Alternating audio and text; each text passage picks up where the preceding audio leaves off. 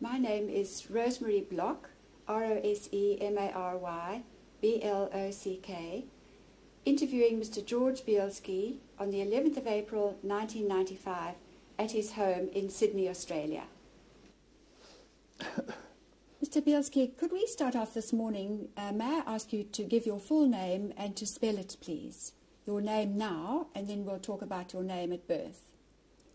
It's George Bielski, Bielski, and I was born Jerzy, which is Polish equivalent to George, Jerzy, and the second name was Stefan, Stefan, Bielski. And your birth date? The birth date on the 14th of April, 1921. Your age presently then, now? I will be 74 in 3 days' time. And the city where you were born? I was born in Stockholm, in Sweden, where I spent the first 3 years of my life in custody of my maternal grandmother. And then I was taken to Warsaw, where my birth was registered, as my father wished me to be a Polish citizen. When you say with your grandmother, was that with your father's mother? My mother's mother. Your mother's mother in Stockholm? Maternal grandma in Stockholm, yes. Tell me about your father, his name. My father's name was also Jerzy Bielski. He was born in 1896 in Silesia in western Poland, which was part of Germany at that time. He went to the university, studied medicine. War interrupted. He went to the Polish army. He fought in 3 consecutive uprisings of Poles against the Germans in 1917 to 1919. And then he was serving in the Polish army as officer, doctor, on the Polish-Russian front during the war of Poland against the communist Russia in 1920. I was born at the end of this war. My mother went to Sweden to give birth, and then she returned back to Poland because she was also involved with the Polish army. She was serving officer of the Polish army. What was her name? Her name, he was born Miriam Meisner. Can you spell Meisner? Majzner, and she was born in a Polish city of Kalisz, Kalisz, in western Poland. The parents were, I think, Jacob and Leontine. They were all Jewish. My mother was Jewish at birth. And when she met my father at the university, they both studied medicine. She married him, and at the time of marriage, she changed her religion to Catholic, and she was a Christian, Maria. What was your father's feeling towards your mother's family? My father was of Polish nobility, very nationalistic, very close, culturally very typical old Polish family, and obviously they were not pro-Semitic.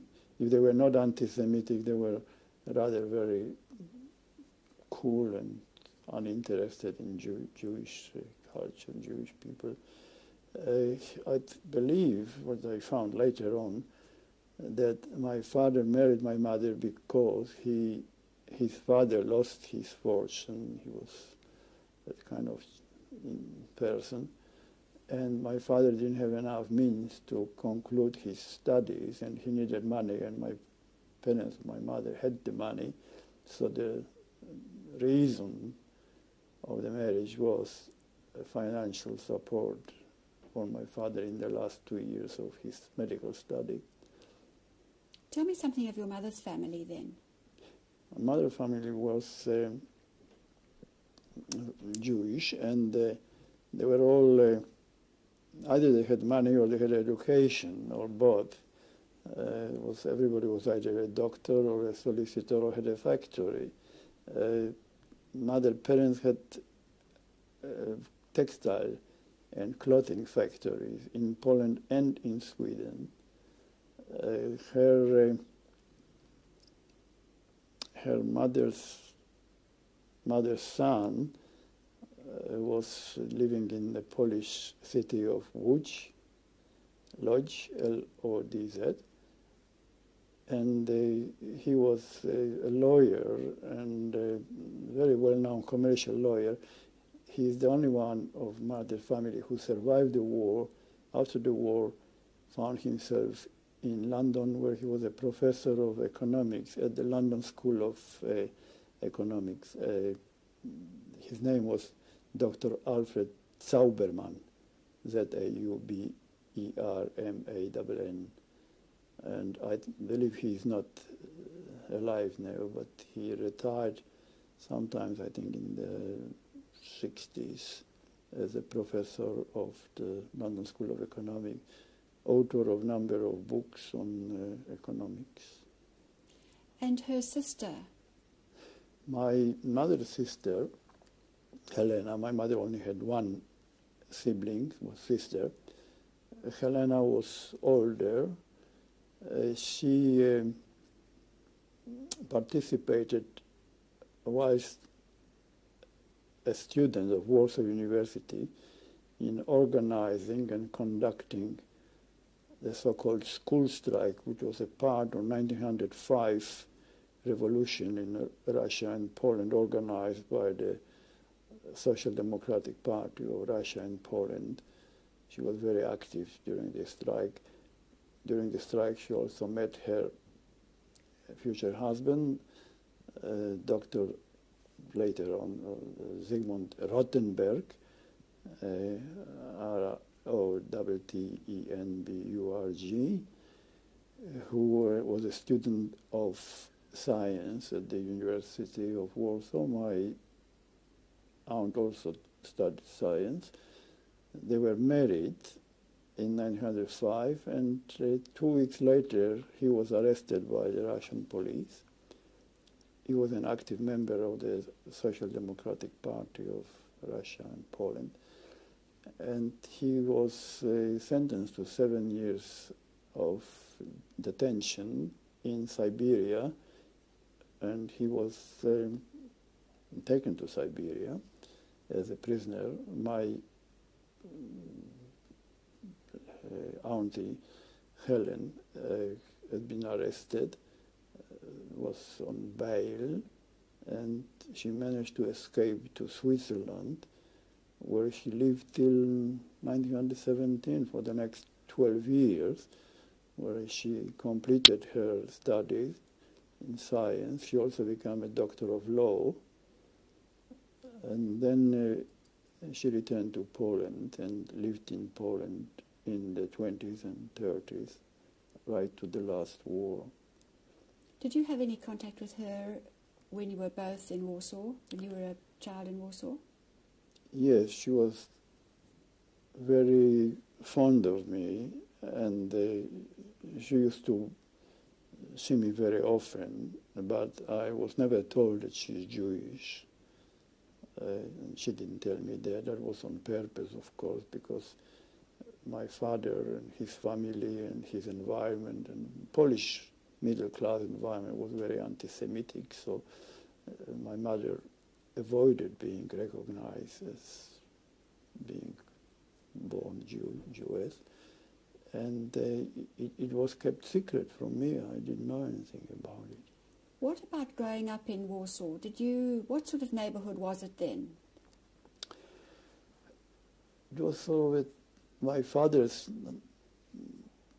the nearest environment he lived were Polish officers, army officers, and also doctors. And they were normally were sort of anti-Semitic, very much anti-Semitic.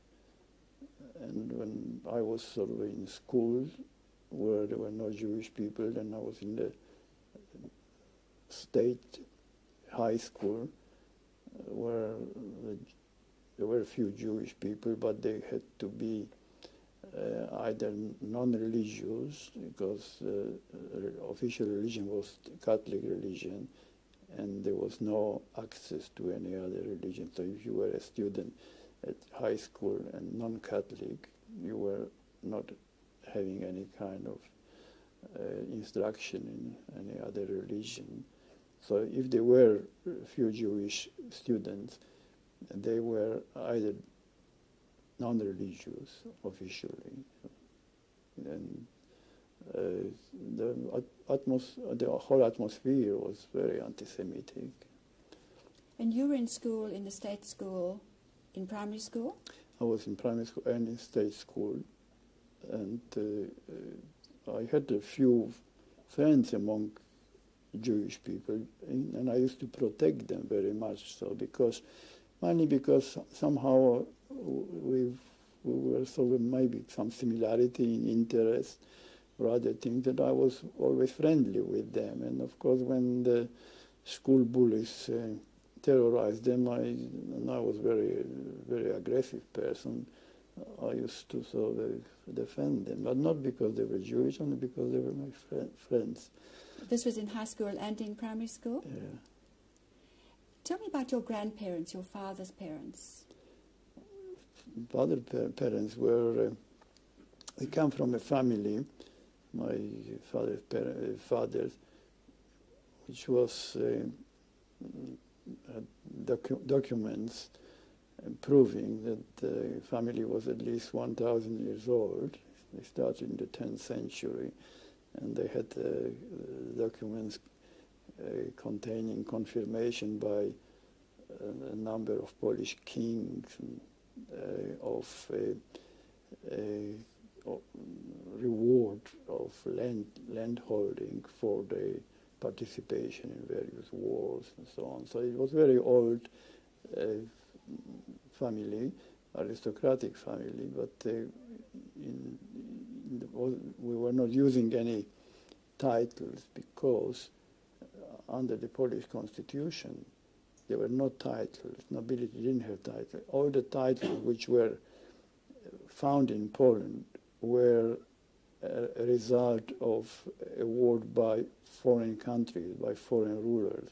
So if you are a Polish count, and you can be sure, or a baron or a prince, that the title came either from Russia, from a Russian king, or from an Austrian king or a Prussian king, but the Polish kings didn't have a privilege of giving anybody, because everybody was equal. And people, once you were part of the gentility, of the class of landholders, then you were equal to the king. That's how they didn't accept any title, because everybody was equal, irrespective of the financial situation and power and so on.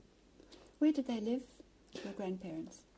My grandparents had a large number of large farms in western Poland, in Silesia, near today's cities of Katowice and Sosnowiec. And could we spell those? Katowice, Katowice, and Sosnowiec, Sosnowiec.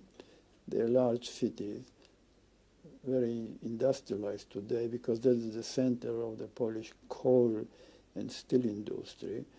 My grandfather was a gambler and didn't have any sense, commercial sense, and he lost a number of his farms, and the others, about 6 or 7 of them, he sold during the time when the value of the money was melting from day to day. So I think when he sold the last one in 1920, then in 1921 it was not worth a box of matches. The whole value of the money he received for 6 large farms, each about 2,000 acres. So where did they continue to live after that? Well, after that, my grandfather finished by being penniless and even in debt. He had debt for gambling. He was also a card player and he used to bet on horses and so on. So my father then bought them a house in a city, Częstochowa, in southern Poland. That's where the Częstochowa, Cestochowa, Częstochowa.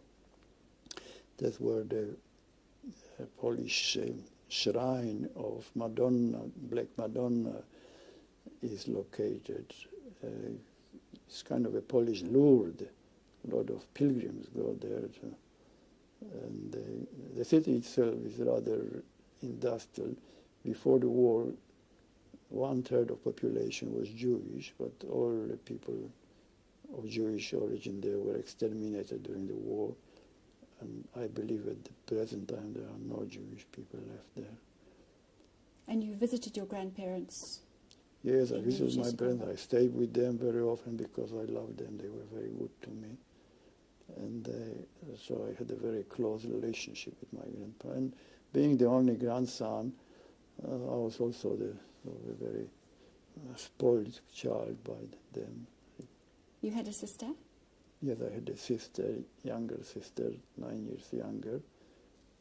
And she was Christian, Maria also, Maria Christina. And she was at school firstly, and when the war started, she was still at school. She was about 10 or 11. And then when my mother was arrested, she was arrested with my mother, kept in jail, where she was infected with TB. She was released, and shortly afterwards died of galloping consumption. At your grandparents' Yes. home? Yeah. Tell me now, at age 16 you discovered you were Jewish. How did that happen? I was living for a while with my auntie, and I noticed that everybody around her was Jewish, and she was, in fact, director of the, what they call it, headmistress of the Jewish high school. This is in Aunt Warsaw. Helena. Yes, Aunt Helena. Because being Jewish and a woman, she couldn't make living out of law or science. She was not employable as a scientist, and she could make living as a lawyer. So she was in education, Jewish education, and apparently she was also involved in other Jewish activities, like she was the president of the Bnei Brit Lodge for Warsaw, and she also had been a lecturer at the so-called Free University, where nearly all lecturers were Jewish, because there was a university unrecognized by the state, mainly for Jewish students who were not allowed admission to the Polish universities because of restrictions against participation of Jewish students. And how did it happen? And so I discovered that everything was Jewish, and she was Jewish literature. So I asked her, I said, no, you're Jewish, how happened that I was not told it? And she said, no, then it's no good denying the fact that I'm still very Jewish. So if my husband, her husband returned from, was expelled from Germany about this time, And they were very Polonized. Of course, at home they spoke Polish, not Yiddish, but they knew Yiddish. And I don't know whether they knew Hebrew, but they were undeniably very Jewish, very proud of it. So for me, it was a great shock, and I had to confront my parents. But it was pretty easy because I was not on speaking terms with my father at this stage, anyhow. And my mother, then I just, when I saw her after that, I said, "Why did you deny all this time that I'm Jewish? Why didn't you tell me? You have done to me now a tremendous damage, because I don't know who I am now. I have to change all my attitude, on my outlook on things, on my sort of vision of people and the relationships and so on, and also the whole consciousness. And what did she say? She just started to cry, and she just said, "I just can't tell you anything. I'm just sorry." But of course, I didn't know all the details of my mother's marriage, and so I didn't know that really what happened when they were younger. They didn't tell me that. But in a married life, they were very unhappy, because my mother was still obviously in love with him, and he was always philandering around, and they always had some rows and conflicts of all kind. And when he was angry with her, he was telling her that her people are fishmongers or fish handlers, and so on. But in my presence, he wouldn't say that you were Jewish, because he didn't want me to know that I have anything to do with the Jewish people. But once it happened. I changed my sort of outlook on life from now on. Not that I became Jewish because I was not interested in Jewish religion, but I thought that I cannot be anti-Semitic, for instance, which I probably to a certain extent was, because I participated in activities of boys from my school where we were laughing at all Jewish people or the Hasidic people, or pulling their beards and so on. It was one of the pranks you thought you were entitled to as being a Polish Catholic, that you can...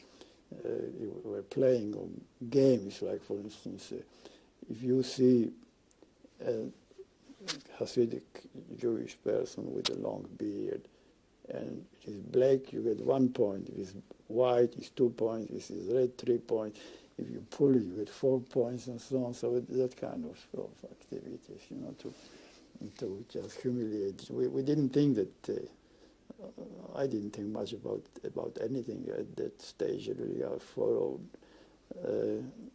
but the influence of environment was definitely very anti-Semitic. And after you discovered your Jewishness, did you try and withdraw from those pranks? Yes, to that extent that I become very sort of skeptical and critical of this kind of activities. And not only I didn't participate, but I sort of discouraged the people to make any anti-Semitic remarks or discriminate against Jewish people. I become rather conscious all the time of the fact that I would be a hypocrite if I would still continue on the same lines and pretend that I don't know anything, that I don't want to accept it, that I'm how Jewish. Tell me about your last years at school, and where did you complete your high schooling? I was expelled from the number of schools because I was very adventurous and boisterous, and uncontrollable, really, because I was in rebellion all the time.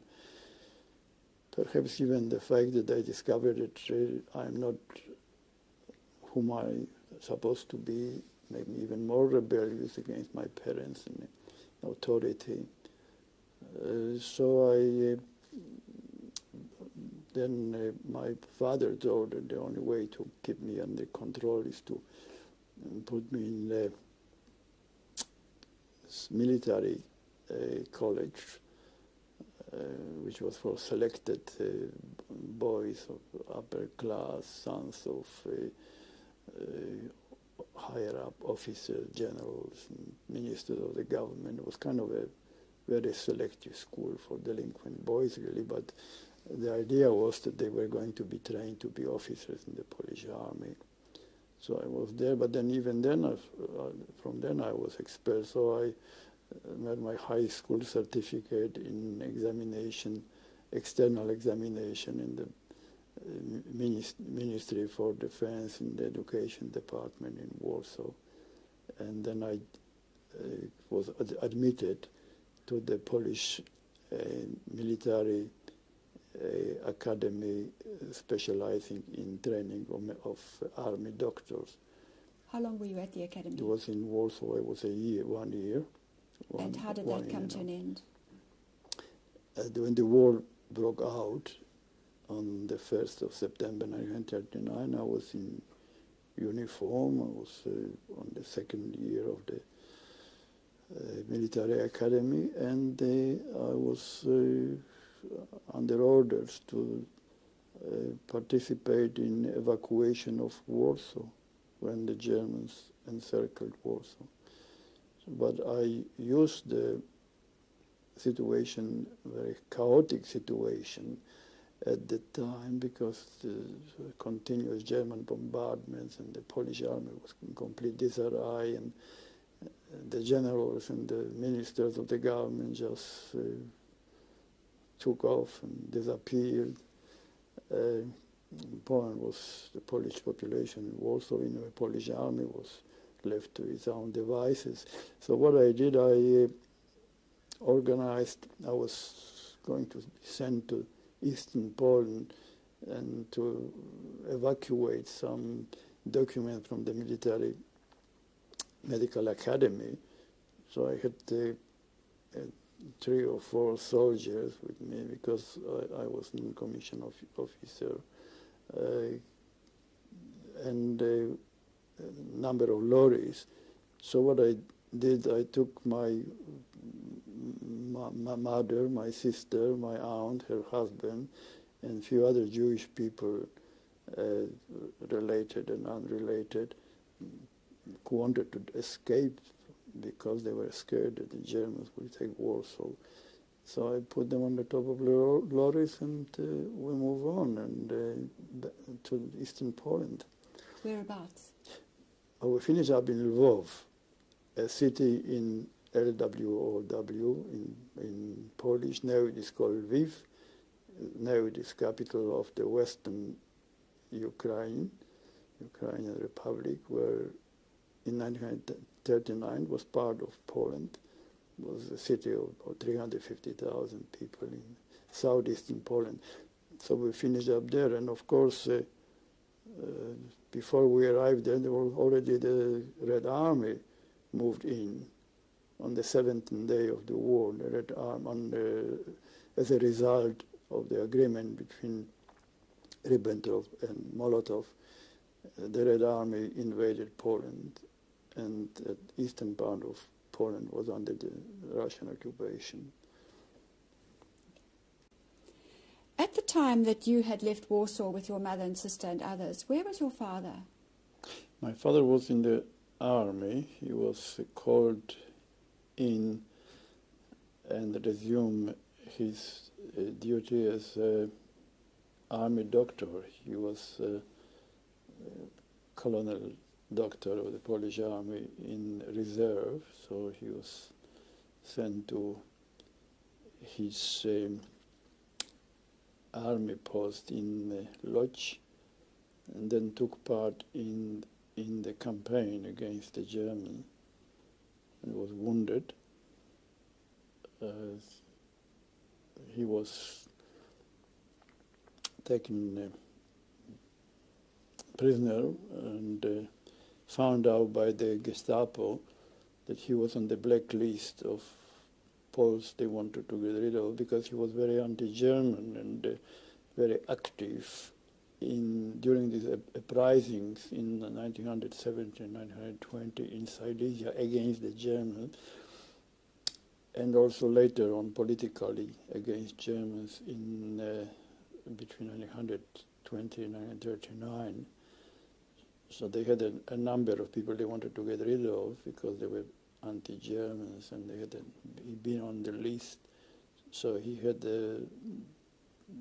I believe, some bad treatment in hospital, and he died. He was, apart from being wounded, he developed also TB, galloping TB. Within 3 weeks he died, and death certificate said he died of TB.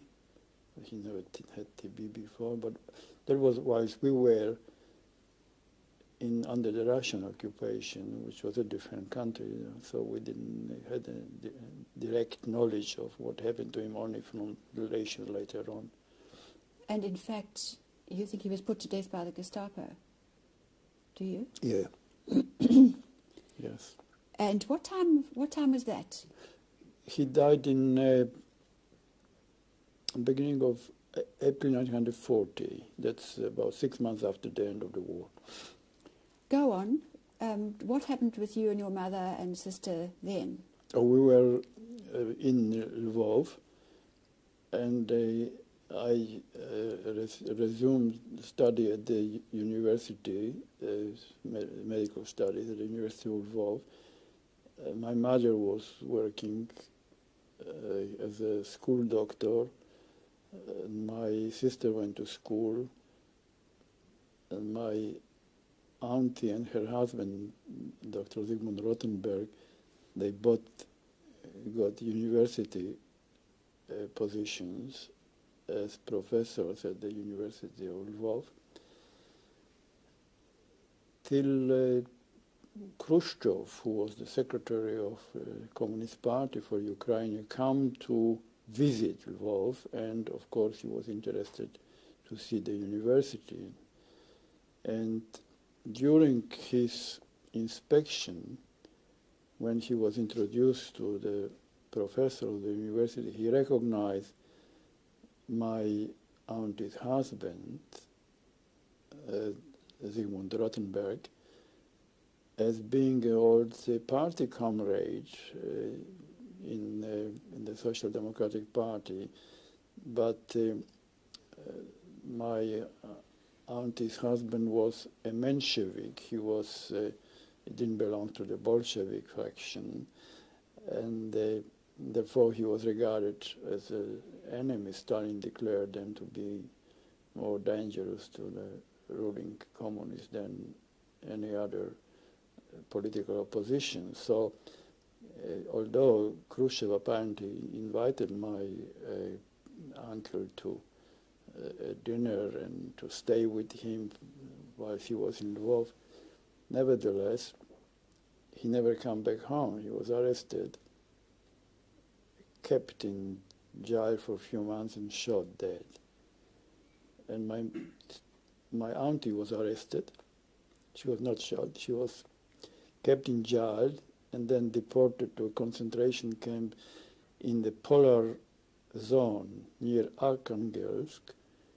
She survived the war, and just after the war she was released from the concentration camps in Russia, returned to Poland, and she died shortly afterwards in the Jewish home for the blind people in Wrocław, because she became blind working in this snow-covered polar concentration camp near Arkhangelsk. She lost her sight, she became blind, and she contacted me. She wrote me, not herself, but some other Jewish person wrote letters on her behalf, saying how much she loves me and so on. And she wrote to me, she said, come back to Poland because now is a socialist Poland, the Jews are not prosecuted, and your previous teacher of Polish is now Minister for Education, and now we have a democratic Poland. That was end of 1945. She found me through a Jewish some kind of organization which was tracing people lost during the war. And did you write back to her? I wrote back to her, and she said, you must come back because all my treasure which survived with me during the war is the Parker pen and gold watch, and I still have them, and that are yours, or you must have back before I die so I can give it to you. Anyhow, then I got the next letter from this Jewish person who used to write letters for her. She said he said, sorry to tell you, but she died on a heart attack, and she loved you very much, and she was a great person, and we are missing her very much. And that was towards the end of 45. To go back then to Lvov, and you at the... And then I went back and took my mother to Warsaw, but because we couldn't stay in Warsaw because she could be recognized being Jewish, so I took her to the farm we had in the region called Kielce of Poland, Kielce, near the small town of Konskie, Konskie, Konskie. That's about 250 kilometers southwest of Warsaw. And we had a farm there, and there was a manager in the farm. So I brought my mother and sister there, and I thought that would be the best way for them to survive, because there was food there in the farm, and we didn't have any people who knew her or much of her who could recognize her. So I left her there, thinking that I have done the right thing by placing her there. But I was wrong, of course, because what happened is that the manager of the farm, although he professed to be very thankful to my father for saving his life and treating him free because he had a TB at one stage and his wife was sick and so on, nevertheless, he because of the situation in Poland where there was hunger and lack of food, the farm was producing a lot of food, and without me knowing anything about it, he had a daughter who became a girlfriend of the Gestapo chief in Końskie, in the town of Końskie. And he himself, this man, his name was Novak, he became a traitor because he signed the Volkslist and became officially a German. He declared himself to be a German. And he collaborated with German Gestapo, where, as I found later on, he denounced and informed of a number of landholders, Polish landholders in the vicinity, accusing them of being members of the Polish underground organization or resistance movement and so on. But he, to my eyes, he pretended he's still very Polish and there's nothing wrong. But in fact, what he was doing, he was selling food from the farm at exorbitant prices in the Jewish ghetto, and due to the fact that his daughter was girlfriend of the Gestapo chief, he was the only supplier of food who could supply the foodstuff directly inside the ghetto in Końskie. where he made a tremendous profits because people were so hungry in the ghetto that they gave everything valuable what they had for food. So he was becoming immensely rich. And also he developed the idea that if he denounces my mother being Jewish and get rid of her and get rid of me, then nothing stops him becoming the owner of the farm, because the Germans would automatically give him. He was anyhow already a German without me knowing it. So he then denounced my mother to the Gestapo in Koński as being Jewish and also being connected with the Polish underground military operations, because that was the first area in Poland where the military resistance, the Polish Home Army, started its activities. There was a number of armed groups already fighting the German army there from the late 1940s. This chap, this manager of the farm... Do you remember his name? His name was Novak, Paul Novak. Paul Novak. Novak, N-O-W-A-K. And he knew that there was an engineer from Warsaw, I forgot his name, who was in the vicinity in charge of a workshop where the Polish underground army had converted ordinary rifles into the submachine guns. And he was an expert on that. And he knew that this person was wanted by the Gestapo, and he also knew that he visited my mother, because he knew my mother from old times, from Warsaw. He visited her as a sort of a guest. So he accused my mother, this Novak, to Gestapo, of being Jewish and of also being connected with the Polish military underground organization. So she was arrested, and my sister, and I found it out. And I came to the farm, and Novak told me, oh, she's arrested, I don't know why, I don't know anything about it. He pretended to complete innocence.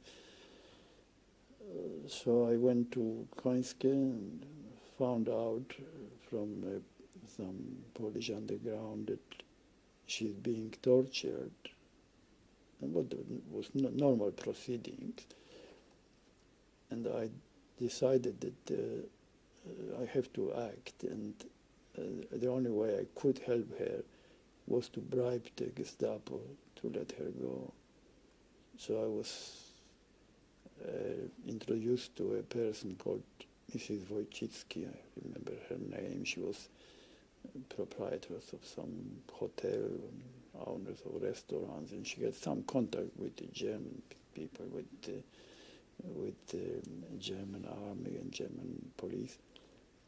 And she told me that for about 5,000 American dollars, I could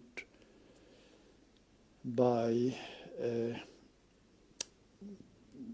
maybe not the freedom, but at least better treatment for my mother from a German Gestapo major of her acquaintance who was sort of open to this kind of propositions.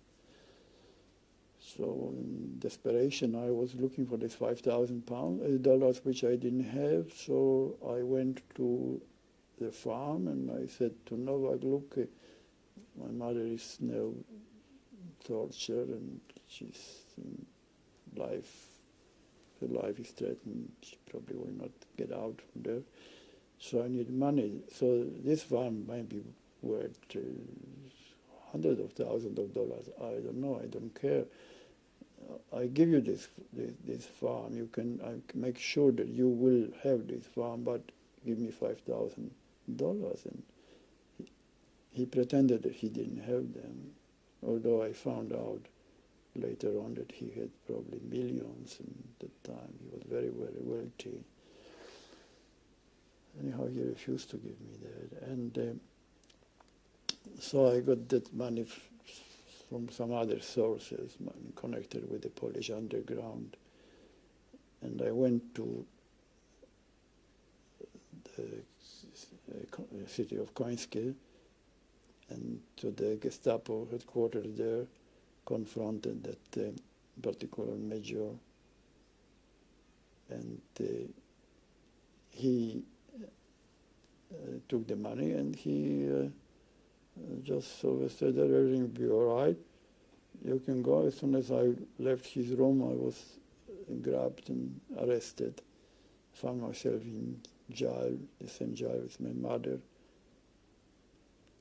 I saw her. I even had the chance to talk to her.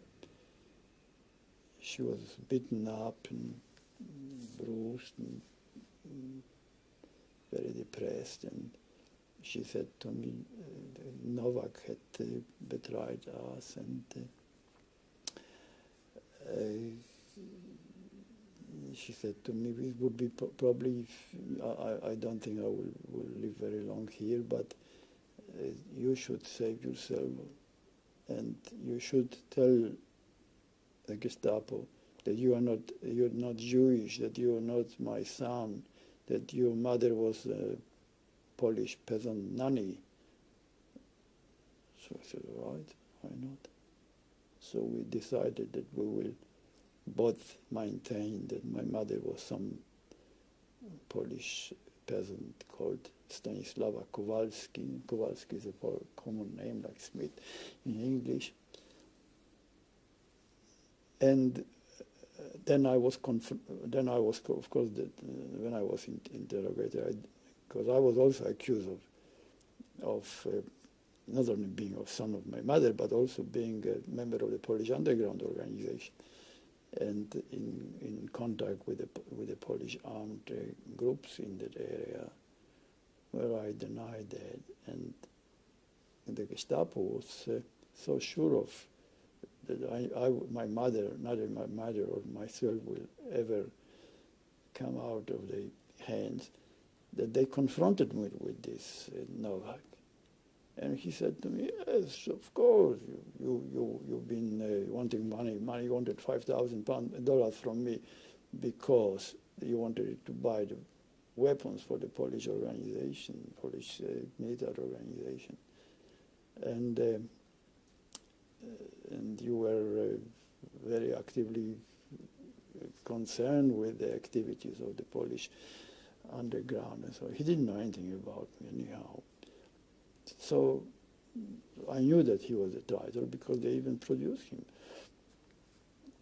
And then when I was in jail, and was in my cell, there was a man, a formerly Polish officer, whom I told a story, how some people like this Novak betray everybody, and how greedy they are, and how treacherous they are. And he managed to escape from jail in that time. And later on, he became one of the most famous leaders of the Polish military underground operations in Poland. He was the leader of a detachment, military detachment of the Polish Home Army. Who was but he? I didn't know his pseudonym was Jerzy, but I didn't know anything about it, and I've not been connected with his escape even. He did organize it himself. However, we were then interrogated together with my mother, beaten up together, and then they decided to shift us to the regional headquarters of the Gestapo in Kielce, in the jail of Kielce, Kielce, not far from there, from Koński, about 30 kilometers. And Kielce is in the middle of the St. Cross Mountains area of Poland. That's where the Polish partisan movement already was operating. And so when we come to that jail, we were then interrogated together, and I had to watch my mother being tortured. And the torture was very extreme. Not only that they tortured her because she was Jewish, but also they wanted to find out from her where is that factory which converts the rifles into submachine guns in Poland, which is supposed to be a few miles away from our farm, and she's supposed to know it. She didn't. I don't think she knew it. But anyhow, they tortured her so badly that she was so tortured that in my presence they gouged out her eyes. She lost her eyes, broke all her teeth, and one of her bosom around her breast was cut off, and they finished her off in my presence by a ball of cotton wool, probably soaked in benzene or petrol, and they lighted it and put her in the vagina. And she was practically, she even couldn't scream, she was so down. And then they they gave her a kind of a grey mercy coup by shooting. There was a Gestapo man when she was lying on the floor. He just shot her through the forehead. And I had to watch it. I was beaten, and they broke all my teeth, and broke my nose, and broken ribs, and so on. And I was wanted to die, so I thought that the best way to do it is to fight them and to resist them. So I did that, but they didn't kill me. Just say, oh, you're going to live 7 days in Auschwitz in the house, or we send you to Auschwitz, and that's where you're going to be cremated. That will be your end. Why should we waste a bullet for you here? That's what they told me. And then a few days later, I was sent to Auschwitz. And this was in? That was in either it was end of August or beginning of September 1941. And when they said they'd send you to Auschwitz, how did you get to Auschwitz? I was put. There was a transport of a few other prisoners from the same jail. This jail in Kielce was quite large. There were about 40 to 50 prisoners. We were all chained together, put in a cattle carriage in the railways, and it took about 12 hours, 15 hours, and we arrived in Auschwitz.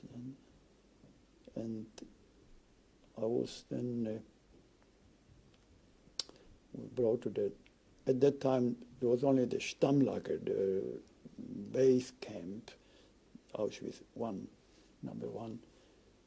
So I was brought there. I was given a number, 13,999. But I was not released into the camp.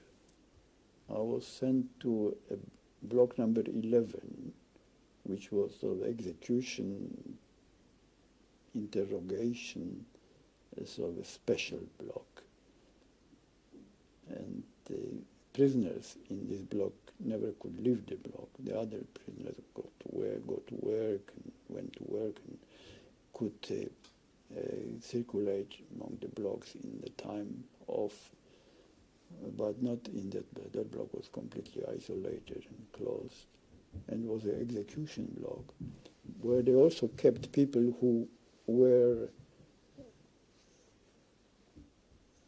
meant to have some later interrogation, or they were involved in some cases which still have not been completed by the Gestapo investigation and so on. So I was in this block. But I was sent to work, not like the others, and I was put into that was called a working group called Leichenkommando, Group 2, or Leichenträgers, a group of prisoners who were picking up the dead bodies around the camp, carrying them into the Leichenhalle, into the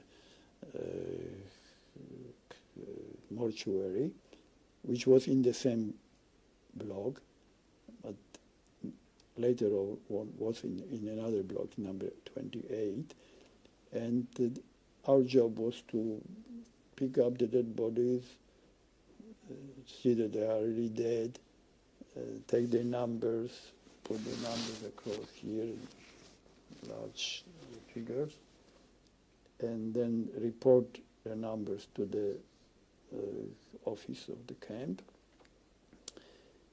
Were many Jews? At that time, there were not many Jews. At that time, there were the prisoners were mainly political prisoners. There were Poles and Russians and Czechs. There were a few Yugoslavs and so on, but mainly Poles, mainly political prisoners. At that time, the mine camp was not very large yet, but afterwards it started to grow, and of course then the Auschwitz number 2, the Birkenau, was being built. And that's where I changed my job, so I say I was then. Did you wear any kind of identification yourself at that stage, at that early stage? Any badge? Yes, I have a badge. I was a Polish political prisoner with a red triangle with the letter P on it. But at that stage there was no tattoos put on people. The tattoos were done in beginning of 1943.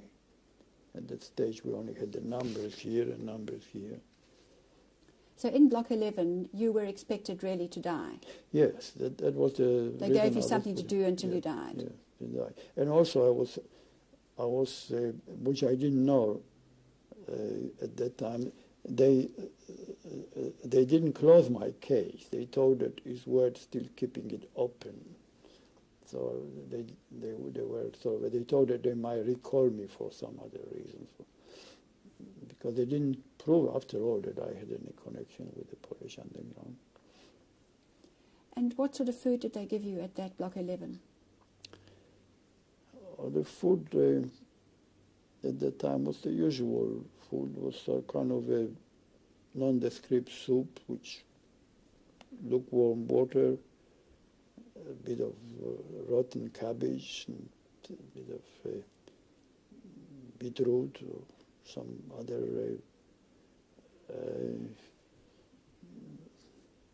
very hard to define type of vegetation, putting anything into it, and about 3 or 4 potatoes, steamed potatoes in jackets, and a slice of bread that was a square bread and the thickness, and a little square of margarine. It was the normal diet, normal daily diet. How did you get out of Block 11?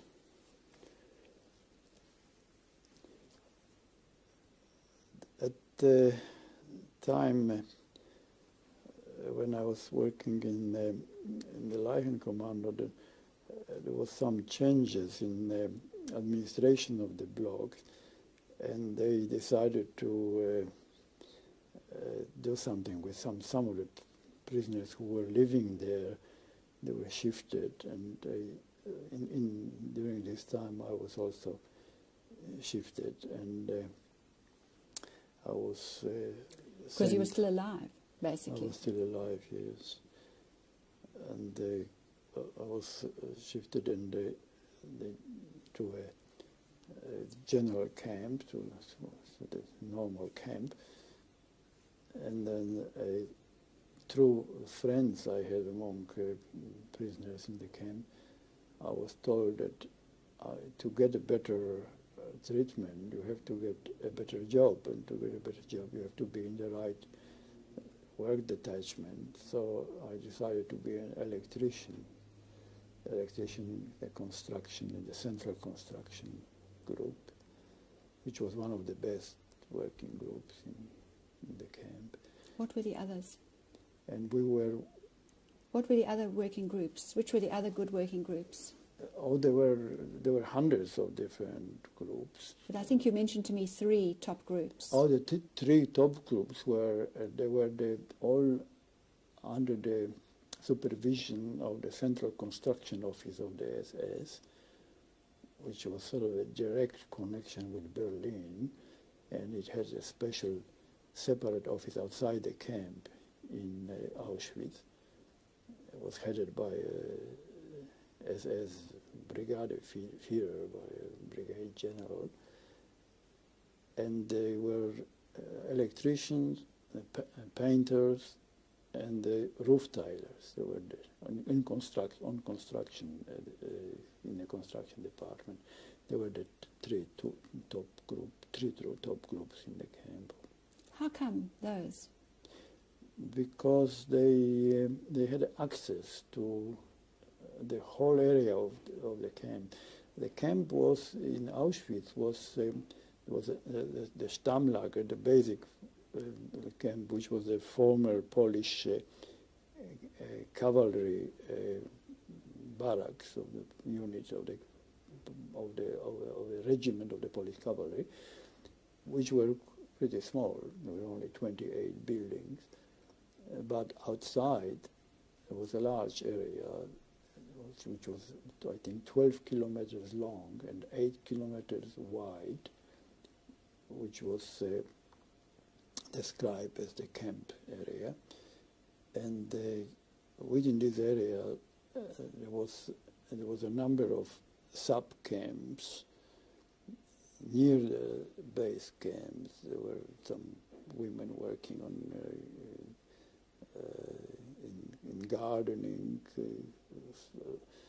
The place called Rajsko and Babice and so on.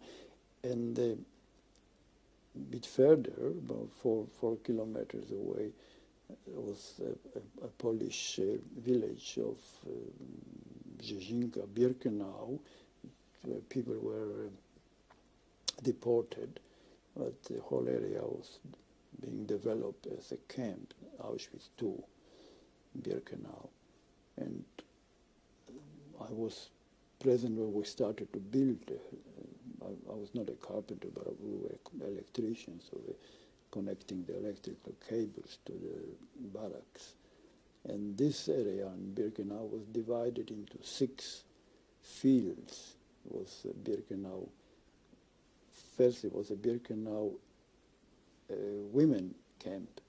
It was called Frauen concentration, like FKL. There was a Birkenau 1. Then was a the women's sub camp was called 1B. And then there were Birkenau 2A, 2B, 2C, 2D, and E. There were 6 fields, which later on were known as the family camp, Mexico camp, gypsy camp, and so on. There were many. There were still parts of Birkenau, or of Auschwitz II camp, but subdivided by barbed wire in between the fields. And we were building those things. And after the people came to live in them, you still had access to those places for repairs? Yes, that's one of the privileges of being in this electrician construction group, was that we were allowed to go everywhere, pretending that we have something to construct and to build a new electrical lines and electrical connections and so on, where in fact it was a fiction because it already was built. There was not much lightning involved, where one barrack, usually had only one lamp, one bulb, but nevertheless we were allowed to go everywhere. We had a special permits to enter all sort of areas which, of course, other prisoners could not go to. What did you wear? We were wearing the normal prison garb, which was a striped thing. But because people in my group were sort of prominent, were well off, they used to have prison clothing made by tailors, especially tailored and looking very well and pressed and dry cleaned and everything. And so they look really like fashion models at any time, most of them. Even though they were basically in the stripes? Yeah. But they looked very nice, and they had to be, because we were the sort of a prominent group, and the group consisted of about 100 few people, 105 people. We had about 10 Jewish prisoners who were electricians and very nice guys, and they were very well protected by us because they did, if there was any work involved or any knowledge of electricity, they were the experts, and they were very good, and they were very well off themselves with the rest. And the rest were mainly Poles, and the couples were all Poles except for the Oberkappo, who was a German Herbert. He was Herbert Bausch. He was probably the top safe breaker in the world. One of the most. Had he been a safe breaker before? Yeah. Oh yes. His name was Bausch. Bausch, yes, Herbert Bausch. He was one of the internationally known safe breakers, and so the aristocracy of the criminal world. And he was a very nice guy. He was our Oberkappo, and then the other couples were mainly Poles. And about 90% of members of the group were anything but electricians, but they were very good in having a full advantage of the situation, and they were good in bartering and doing good deals. And tell me how the bartering system worked. Because we had access everywhere, particularly to the part called Canada. That's where the gas chambers were the commands, the groups were working, who were receiving the goods from Jewish people who went to gas chambers. There was a lot of valuables, because everybody who came there and was destined for gas chambers had some kind of valuables, because they were told before they left the domiciles that they are going to be placed in some kind of special workplaces or exchange for prisoners in England or something like that. So they were allowed to take the most valuable things with them. Therefore they arrived in Auschwitz with a lot of diamonds and platinum and gold and American dollars and currencies and so on. All this was taken away from them by Jewish prisoners who work in the special command, special group. And then these people wanted to, had to exchange it with other prisoners for whatever they needed, for whatever goods, whatever services they needed. Some of them needed alcohol, some of them needed to have walk to some part of the camp where they could see their friends or their relatives or their wives or their sweethearts. So we all could, we were in the electrician construction group. We were able to provide it because we had the freedom of movement all over the place. And because we were part of a very corrupt system, a very corrupt organization where everybody was spying off for privileges granted and could provide the services to the people. So we were, of course, we were everywhere, but then we had to get a lot of valuables, and the valuables then were transferred to the SS non-commissioned officers who were in charge, directly in charge of our activity, and they in turn had to put some of, maybe a large part of the loot to the higher up, to the officers, and I think it went as far as Berlin.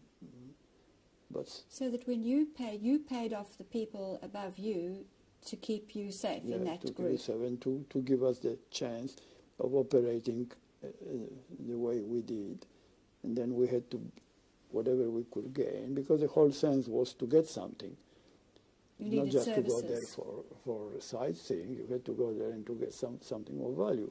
So whatever you got, wherever you went to, where it was, some of us only were allowed to go to places like warehouses, food warehouses for SS, or slaughterhouse, or butchery of the SS. But then it was always valuable because there was better food there.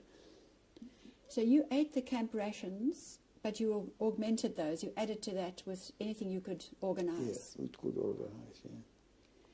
Tell me a typical day. Is it possible to describe a typical day in the camp as a member of the electricians construction group? It was a typical day if you were in another group was different. But in your group, in my group, we were the top people, and I was only a sort of a clerical worker there. I was in charge of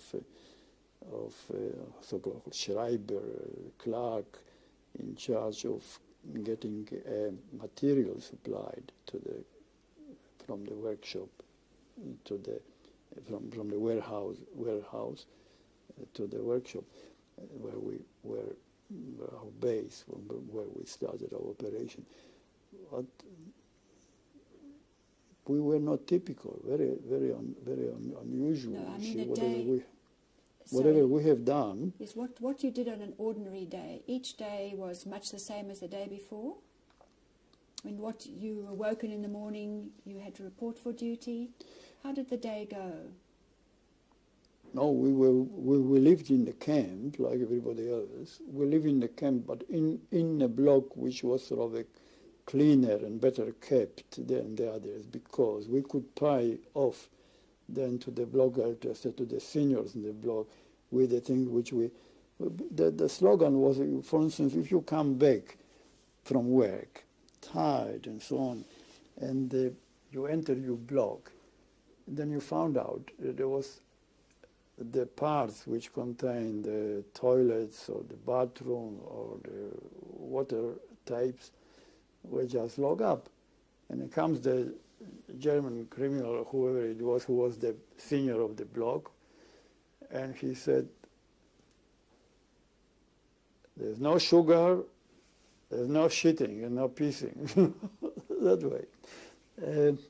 Claude, you have to give me, I need sugar. If there's no sugar, no vodka, it's no pissing, no shitting. So you had to, that was a sort of a routine. You knew that if you don't give him that, he will just log it up and you have no access to this thing. So it worked on that principle, you see. you give me what I want, and I give you what... Because nobody was entitled to anything, not even to his life. Therefore, anybody who had a little bit of authority of the prisoners was using it. So these people were using it this way. So we were living in blocks, but the blocks were cleaner, better kept. And then there was an appeal. You had to, in the morning, you had to stand in long rows, 10 deep,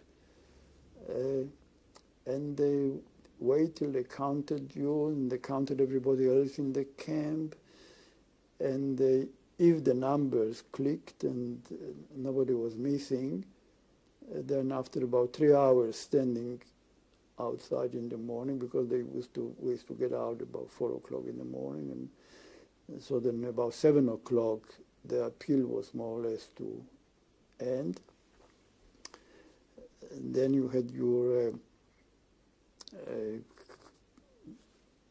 division to work. They divided the people who live in the block to various work groups wherever they went to.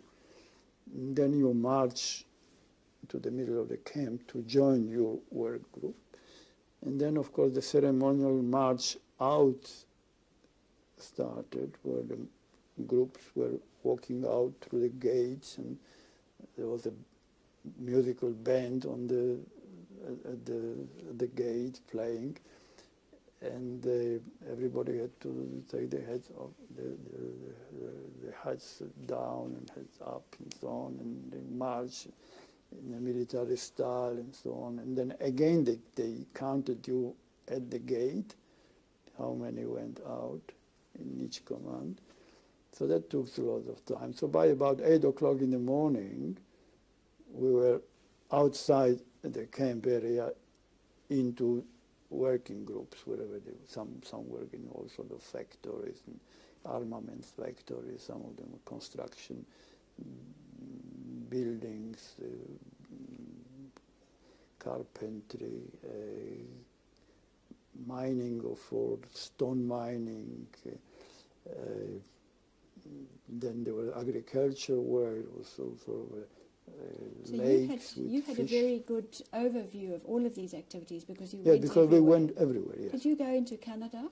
Yeah, that's how I knew what was going on in gas chambers, because we had access there, and even when the people were exterminated in gas chambers, sometimes they managed to climb up on the bodies of the others and damage, although it was about 18 feet, I think, to the ceiling, they managed to damage the electrical cable which was running on the ceiling, and that's how we were allowed to go into the inside of the gas chambers and to repair it, to put another cable and so on. And because I was interested in these things, so on a number of occasions I went with my group, and I saw the people outside the gas chamber being there, put in a heap, and I saw how they look like after the process. Yeah, how they look like. I think it was most terrible because the people who were inside of the gas chamber, they were very close together. They were full up. And they were often children or shorter, taller people, members of the family, sometimes inside of each other or close to each other. And then when the granules were dropped in, within about 5 minutes, the shorter ones started to choke. They were dying of choking the paralysis of the. I think it affected their lungs and affected their breathing. And those shorter ones tried to fight for air, and they were trying to climb on the others, on the taller ones. And whilst everybody felt uncomfortable and in pain and going to the paroxysm of losing air. And they were fighting. They were fighting each other. So they were dying and hating the next body because they wanted to get out for air, to go up for air. So subsequently, they often inflicted injury on themselves. They scratched, they tore the flesh, they beaten in other people, and they were always open-mouthed, always the expression of hate, of extreme emotion, sort of a negative emotion, and they died in paroxysm of hate and fear, and all this took about 20 minutes, 25 minutes, and everybody was dead. But the first one to die were the shorter one, and the taller ones lived a few minutes longer. But it indicated that they died fighting each other. There was no harmony, no peace. It was dreadful. Dreadful to see it because it shows you that when people dying in these circumstances are not dying with the mind of concentrated on sort of hating the enemy or feeling righteous about being sort of a prosecutor. No, they die because they had the next body for taking the air. Did you have also access then to the crematoria? Did you have to do repairs? Yeah, we did. And in crematoria also there were also few goods in the crematoria because sometimes they did the breaking out of gold teeth and crowns in crematoria. When they missed it before, there was a special group which was removing the gold teeth, but quite often they were missed, and in crematoria there were always few prisoners who were engaged in getting it out. So there always was something worth going to. There was some gold there. So I entered a few times crematoria. I knew a few people in crematoria. I've been several times in this area of gas chambers, particularly around the crematorium 2 and 3 and 4 in Birkenau. And of course later on I was instrumental in helping the people who were in crematorium 3 to organize a rebellion, which was the only case of armed resistance of Jewish people in the camp against. Do you want to talk about that now? Oh, whenever you want to. Yes. Did that happen after you went back to? Oh yes. Let's what continue happened to in me, the chronology about you in May 42. Oh, then in May 1942, I was recalled back to camp in Kielce, in a prison in jail in Kielce, because, not in my knowledge, but what I found later on, what happened there was that Polish. A detachment of the Polish underground army took revenge for me and approached this chap Novak. They executed him, his daughters, 2 daughters, and they burned all the buildings of the farm. And they put even a notice outside, an execution on behalf of the court of the Polish state, underground state, just to make example that a traitor is going to be punished in that way. I didn't know anything about it, but that happened.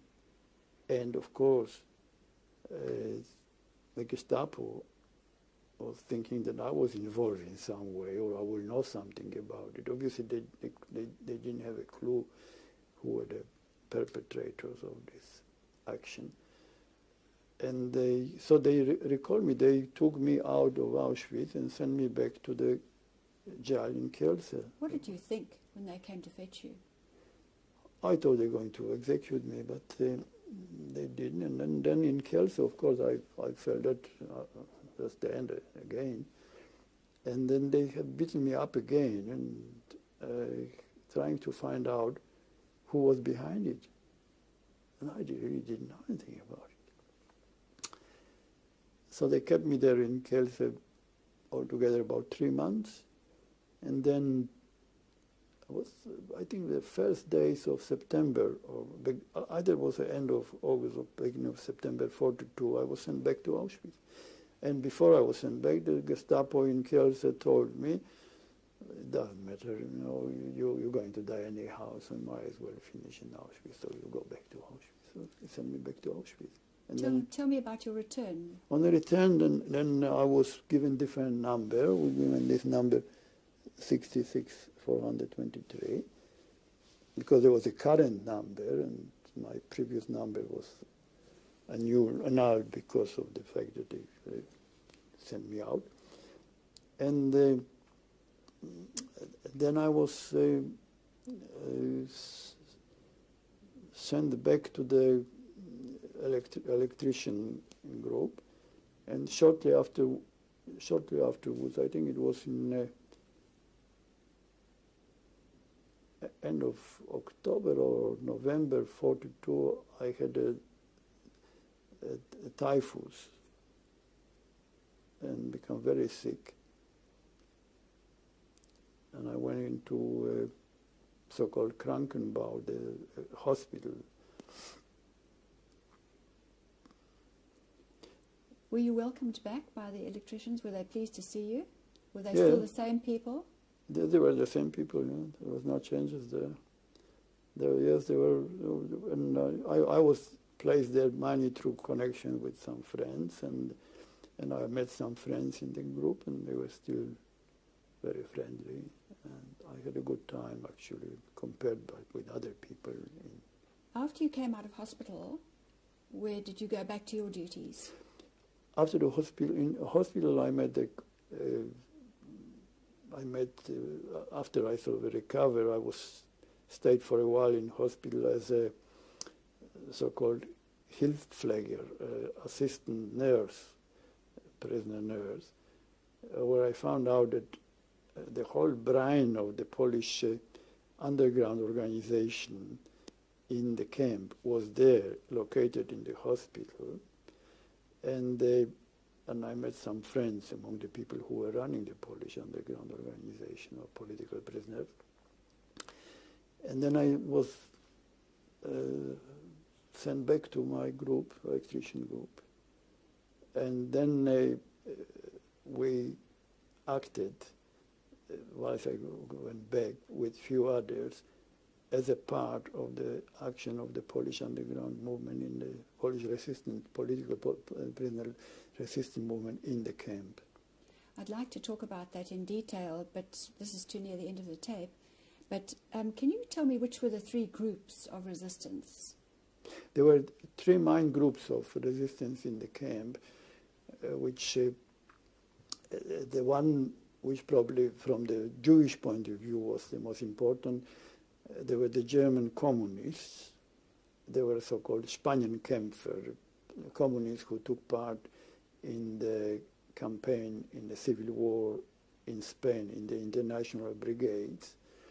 They were mainly communists who were transferred from the camp in Buchenwald and in Dachau to Auschwitz, and who were in various functions, mainly block tests, there were some capos, and they were very ideologically dedicated people, and one of the points of the action was to help Jewish prisoners, or to protect Jewish prisoners. And they were small groups, but they knew each other for years and years, and they were very anti-Nazi. They were all communists and very fanatical people. But I think that they were the only effective people who were helping Jewish prisoners in the camp. And then there was another group which was much larger and much more effective. There was a group of Polish political prisoners. This one was organized by a political party which was near the same as the National Socialist Party in Germany. They were Polish radical nationalists. Go on, please, about the second group. The second group was the most effective and the strongest group, were the Polish political prisoners, and dominated and formed by the Polish Radical Nationalist Party, ONR in Polish, the camp of the Radical Nationalists. And the leader of the party was one of the prisoners, and he was working in block number 21 and 20 and 20 and 19 in the so-called Krankenbau-Schreibstube, the office of the camp hospital. And he was the pre-war leader and the chief ideologist of the party. His name was Jan Mosdorf. He was of German origin, Baron Jan Mosdorf, but very Polish, very nationalist. Spell it. M? M-O-S-D-O-R-F. And mind you, the official history of the camp made under the communist rule, they omit even mention him because he was the political enemy of the communists. But he was well known before the war, and he was very influential. And in the camp, he was the real organizer. He actually initiated the whole thing. And he personally, he was a very nice guy. He was sort of a bit snobbish. For instance, he was helping Jewish prisoners if they were very important, very influential. And he divided, I think, the world of people who are influential and people who are the rest. And if you were a Jew and influential, he would help you, and he was so disposed. And he was a bit of a snob, but anyhow, he was then also executed and shot by the Gestapo in 1943. But he initiated it. And there was also a number of others, many journalists. Did you meet him personally? Yes, I met him personally. At the time that you were in the hospital? Yes, in the hospital, yes, because he was in charge of the office, of the hospital office. And in the third group? And this group was influential, and we were then active to the end of the camp. And you were a member of that second group? I was a member of but I was not representing the Polish nationalists, because I represented the Polish socialists, because I was always I was a member of the Socialist Association of Students and so on. Therefore, I was sort of being they also tried to make the committee which was running the thing, which was about 5 people. It's not purely party affair. It's also got some other shades of opinion. Therefore, they adopted me as and officially I was described as socialist. And the third group, they were the Polish officers group and Polish ruling political party group. The party which ruled Poland before the end before the beginning of the war. And they were mainly former professional officers, a few colonels, a few majors, and they were actually very ineffective. They were using the fact that they dominated a group of prisoners who were working in the so-called Kartoffelstube. They were used to peel the potatoes for the food, for the camp soup. And there were a large group of them, about 300 of them worked together. So they had a time to talk to each other and so on. And they were, all the conspiracy was verbal, was all rhetoric. And they were so involved in it that even formed a post-war future Polish government out of themselves, sitting there and talking. But apart from talking and making big noises and pretending that they are all great patriots, so they didn't do anything. Really. They were very ineffective. The only effective organization was the first one, the communist one, and the Polish political one, which was even more effective than the communist Tell me about the uprising then. The uprising was at the time when there was a uprising in Warsaw. The Polish Home Army organized a uprising on the 1st of August 1944 in Warsaw, and shortly afterwards, about middle of August, we had the contact with a Jewish organization working in Canada around the crematorium tree. And there were people I talked to, and I forgot their name, but there were 2 or 3 of them. They were from the Polish city called Radom, R-A-D-O-M, and they were former Jewish trade unionists and members of Jewish socialist organization Bund, B-U-N-D. And they were organizing resistance in the group concerned with gas chambers and crematorium, because the period of 3 months, they usually last 3 months, these people who work in this special Sonderkommanders in the special group. After 3 months of working in gas chamber, they used to be gassed themselves, and if they were not put in the gas chamber themselves because of the German fear of resistance, they were put on a transport to a camp in Gleiwitz, sub-camp of Auschwitz in Gleiwitz, and the German SS non-commissioned officer in charge of the crematorium, his name was Hauptscharführer Moll, M-O-L-L, and he used to take them for a ride to Gleiwitz, a place called city called Gleiwitz, where there was a camp, in trains. But these trains were specially prepared to hermetically sealed, and whilst they were traveling, he released the cyclone B gas, and they were gassed. So they were, when they arrived, they were all dead. And we told them that that's going to happen to them, and they decided that before it happens, before they finish the job, they will resist, and they were looking for something to get themselves armed with. So we were able to give them, we bought it from the SS in exchange.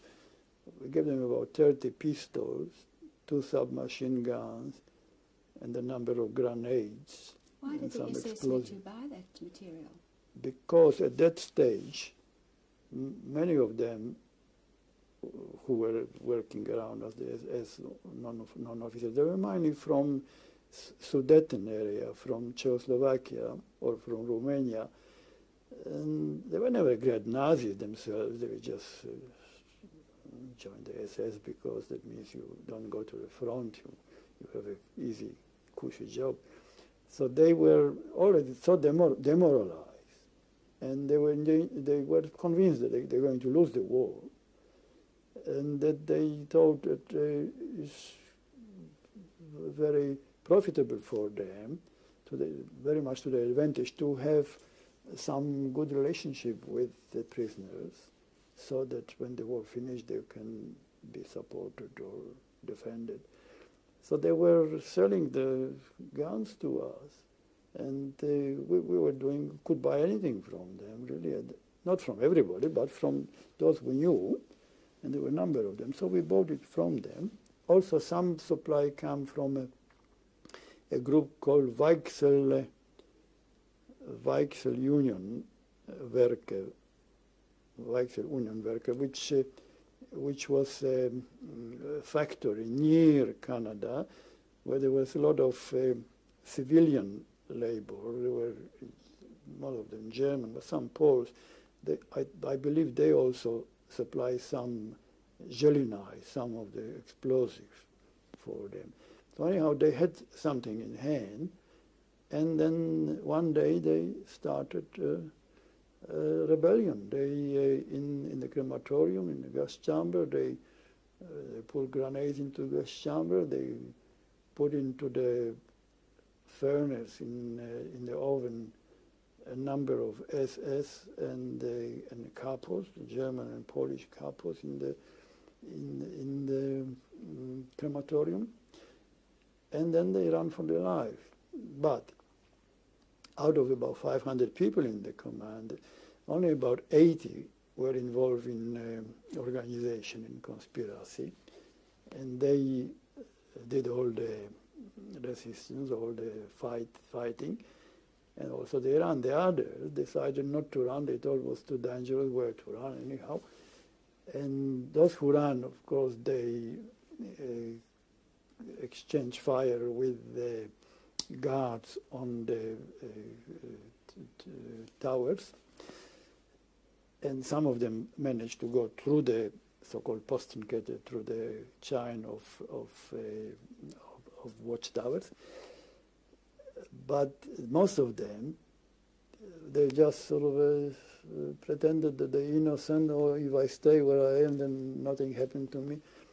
And how wrong they were, because within about half an hour, there were hundreds and hundreds of, there was an alarm, of course, and there were hundreds of SS rushing to the place. And whoever they saw around, they just shot them dead. So everybody was shot dead, really, the whole command, except for those who managed to escape. But how much of this did you know about? Did you see any of it? when it was happening, no, we only had the reports. You had the reports from other prisoners who were seeing. I was not seeing it personally, but there were a few of my electrical command who were seeing that, and they told me that. And how many at the end managed to escape is not known. We believe that 2 managed to escape, but some others were killed whilst escaping, and few were captured and then hanged in the camp. But that was definitely quite an achievement, because approximately 30 SS men, Sturmmen and Rottenführers and some under non-commissioned officer of the SS, plus a number of capos were killed. And so that was something. And it was the first sort of organized attempt to resist the camp by the Jewish prisoners. Did your life change after that? Was the guard more heavy? Oh, immediately after that, there was, of course, they put us all lock us up and kept us locked up for about a couple of days, just for safety reasons. What shocked me was this: that at that time we were able to have radio communication with the special operation executive in England, and we even managed to have our own broadcasting at that time. Where did you hide the radio? In our workshop, in the electrical workshop.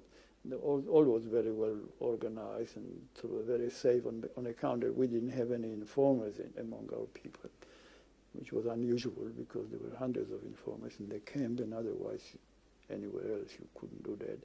So anyhow, we have transmitted the information that the Jewish prisoners around the crematorium tree, gas chamber, managed to organize a rebellion, killed a number of SS and capos. And there was nothing then. I used to listen to the radio every day at that time. There was nothing until sometime later, sometime in early October, on the BBC and on the Radio America and so on, there was one day there was a news that after the defeat of the Polish uprising in Warsaw, thousands of Polish civilians were deported to Auschwitz, where they wait for further deportation to Germany, which was true, that they were responsible for a rebellion in Auschwitz and killing these people, not the Jewish people. And How did you feel when you heard that? they were very, very, very dishonest and very hypocritical, and showing that either the English people or the Polish people on the other end in England were dishonest, but they obviously have falsified and altered the truth information. Even when that happened, the Jews were not credited with anything. I think I was very disgusted with it, and but that's life. That's how it works. The Jews were the Polish people, the Polish prisoners in the camp. Even if they were not anti-Semitic directly or didn't do anything directly to hurt any Jewish people, they were still had that kind of a attitude of mind that as long as there's enough Jews come to the camp to be exterminated, we are safe.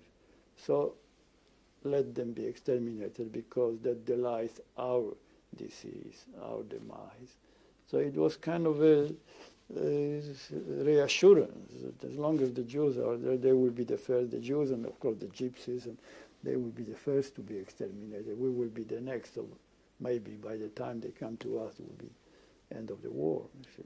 Tell me what happened next then. How did time went on then, and what happened to you after the uprising? Oh, after that, we were at the end of November. All 1944. All non-Jewish prisoners in Auschwitz were transferred to other camps inland in Germany, to the west.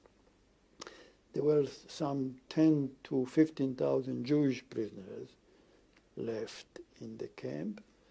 The others were transferred. So I was lucky to be transferred to comparatively good camp, to Sachsenhausen, Oranienburg, one of the oldest camps.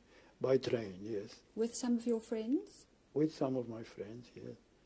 And I was lucky on arrival there to find out that a very important person there, who was in charge of all the employment in the camp in Oranienburg, Sachsenhausen, was a German prisoner who was a friend of a school friend of mine, who was also there. He was a prisoner there, but he had some special relationship with this guy. I think he was called Wolfram. He was the Lagerälteste or something like that. He was anyhow in charge of all employment. Therefore, on arrival in the camp, this friend of mine and a school friend of mine was there. Of course, embraced me. He said, "Don't you worry. I'm well organized in this camp. You will be all right." So I had a good job. I was put in to work in Heinkelwerke. That was a part of the camp, which was located within a factory of aircraft, of bombers, Heinkel bombers. And we were located in the former Olympic village, where in the Olympic, so we had a very good heights, warm. And the other prisoners, there were a lot of Danish and Norwegian prisoners there. And the place was clean and quite good. And I had, although the job was exhausting because I had to work very hard and on numbers and parts. So mine is sort of a recognizing of technical parts of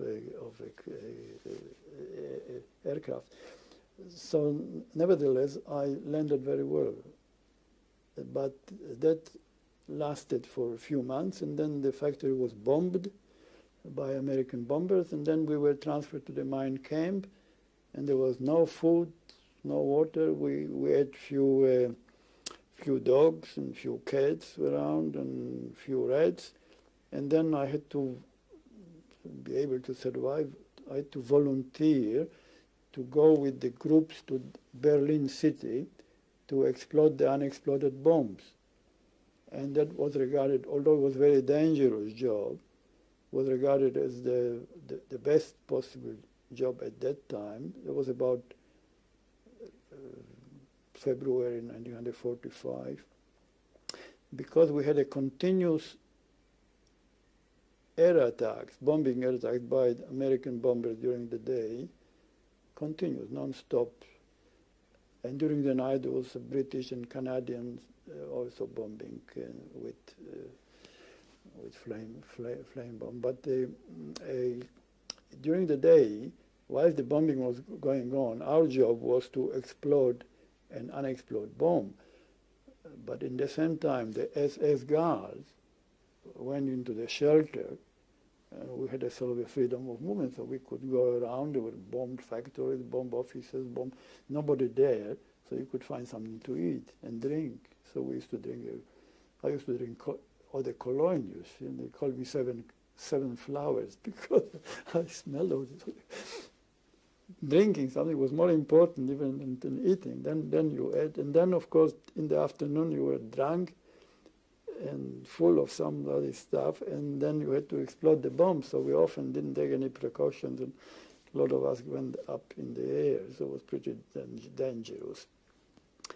But that's how it went till about beginning of the first day of April, and then we were put on the so-called Dead March, marching to the North Sea from Berlin.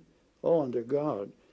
When we moved out from Berlin, there were about 35,000 prisoners, and about 5,000 women prisoners, and about 5,000 guards, mainly on motorbikes and with submachine guns. And then we walk, and there were a lot of people dying on the way. And cannibalism started. People were eating parts of body. They wouldn't give us anything to eat at all. And after a while, after about 2-3 weeks, there were more guards than prisoners, because there were so many couldn't. We had to run during the day, and people didn't have enough strength. So as soon as you started to fall back, they shoot you in the back. So if you couldn't, and they were riding motorbikes, so we had to. They didn't like to sort of move like a turtle. They were moving at some pace, so we had to run all the time. And couldn't run, they shot you. And they were. I know we were in the columns of 500. I know that in my column, after about 2 weeks, only about 50 left. And there were about 100 SS men behind us. So there were more SS after a while than prisoners. And this way we just come to Schwerin in Mecklenburg, not far from North Sea. And there were, the Russian army was advancing, it was only 7 kilometers. The British army was coming from the direction of Hamburg and Lübeck. And then they stopped us there. And we noticed there was a great number of Wehrmacht of the German army around, a lot of units.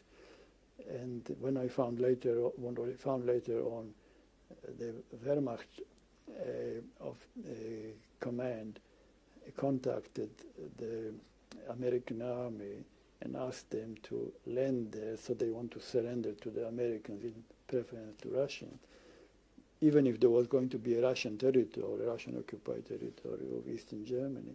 So the American parachute brigade landed there, and on the 8th of May was finally free. And where were you on the 8th of May? I mean, what? I was in the suburb of Schwerin, city of Schwerin. You were still in Schwerin? Yeah, within Schwerin. What happened after that then? After that, the Schwerin was going to be given up by Americans to the Russians, so they didn't care about Schwerin. So we found out there's only still about 5,000 prisoners left alive. Not many, mind you, out of the 35 or 40,000 we were at the beginning. And with few other guys, we formed a command of the city because we wanted to have a revenge on the Germans. And we found out also bunkers in the middle of the city with about 70, 80 rooms underground containing the archives of the National Socialist Party and some of the treasures, a lot of valuables, and books and signatures by Hitler. So we hated it so much that we burned it all. We dynamited it and burned it. Then we went to the railway station in Schwerin, and there were the whole trains full of newly printed German money and American money because they falsified American dollars. Millions of them, the whole. And the station master was in terror that we're going to kill him, and he led us to it. He said, look, so much money here. You just get this and you are right for life, you know. So millions and millions. The whole train full of American dollars, 150 notes and so on. So, but what we did, because we were full of hatred, we couldn't think about getting any advantage, any profit out of this. We were all boiling, you know, with hate. So we burned all this money and all this railway station as well. We burned half of Schwerin really. And I remember that after a few days, the Americans were not going to stay there, so the Americans didn't establish any control or anything. So we were doing whatever we wanted to. So with a few other friends, we formed just for, you know, for satisfaction sake a command of city of Schwerin, and we made a German printer to print a proclamation to the German population where we said, number one, you're not allowed on the streets for the next 3 weeks, but if you have to go out and you are attacked by anybody, then you can yell 3 times, Hilfe, Hilfe, Hilfe, help, help, help, and then pray to your God. And that's a bit of a mockery we did, just to annoy the Germans. And then we did a bit of burning around and so on. And then after 3 weeks, the American army said, look, guys, you're going to get under the Russian because they're coming in. So if you want to be with us, then jump on the lorry and off you go with us. And some of them went at that time, and they finished up in the displaced person camp in Lübeck, in the port city of Lübeck. But I was there till the very end, till the Russian, just before the Russian come with the last American army lorries. We went through Hamburg, and I stayed in Hamburg for a while, and then I went to Bremen. I was with the Americans, but I was dominated by the need to get that hatred out of my system, to do something to revenge myself. I just couldn't kill any German inside, although I thought during the time of the imprisonment that I would be able to do it, but I couldn't do that. But I managed to do a bit of other material damage to them. And then, of course, my greatest satisfaction was that I was instrumental in getting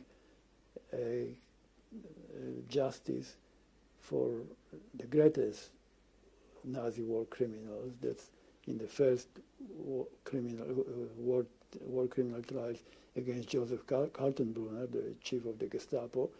I was the only witness who would contribute to the accusation of him being responsible for that, because genocide had to be proved by a direct implication of the accused person in the act of murder, being present there, or watching it, or participating, where Kaltenbrunner denied everything, absolutely everything. He said, yes, I was in the office, I was signing papers, but I never touched a prisoner, I never touched anybody, but I was the only prisoner who could say, I saw him watching the extermination in gas chamber.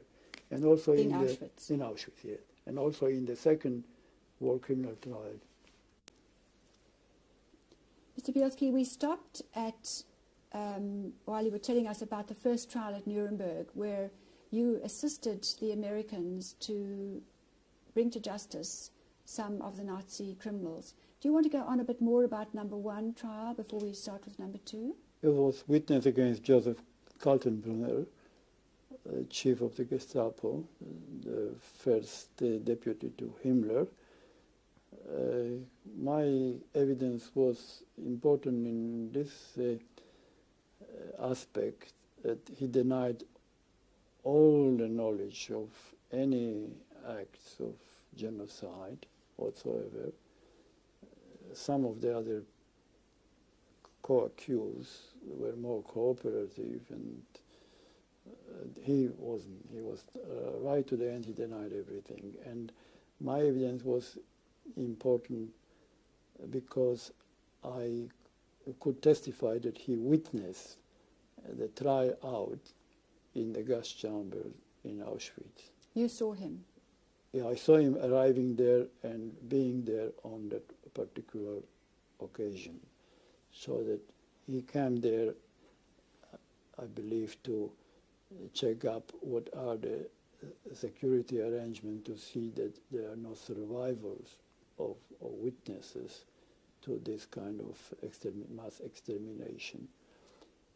His visit succeeded the earlier visit by Oswald Pohl, who was the main accused in the next main trial in the International Hall of Justice in Nuremberg. There was a trial of so-called concentration case leaders. They were the main accused was Obergruppenführer Oswald Pohl, second deputy to Himmler. He was in charge of all the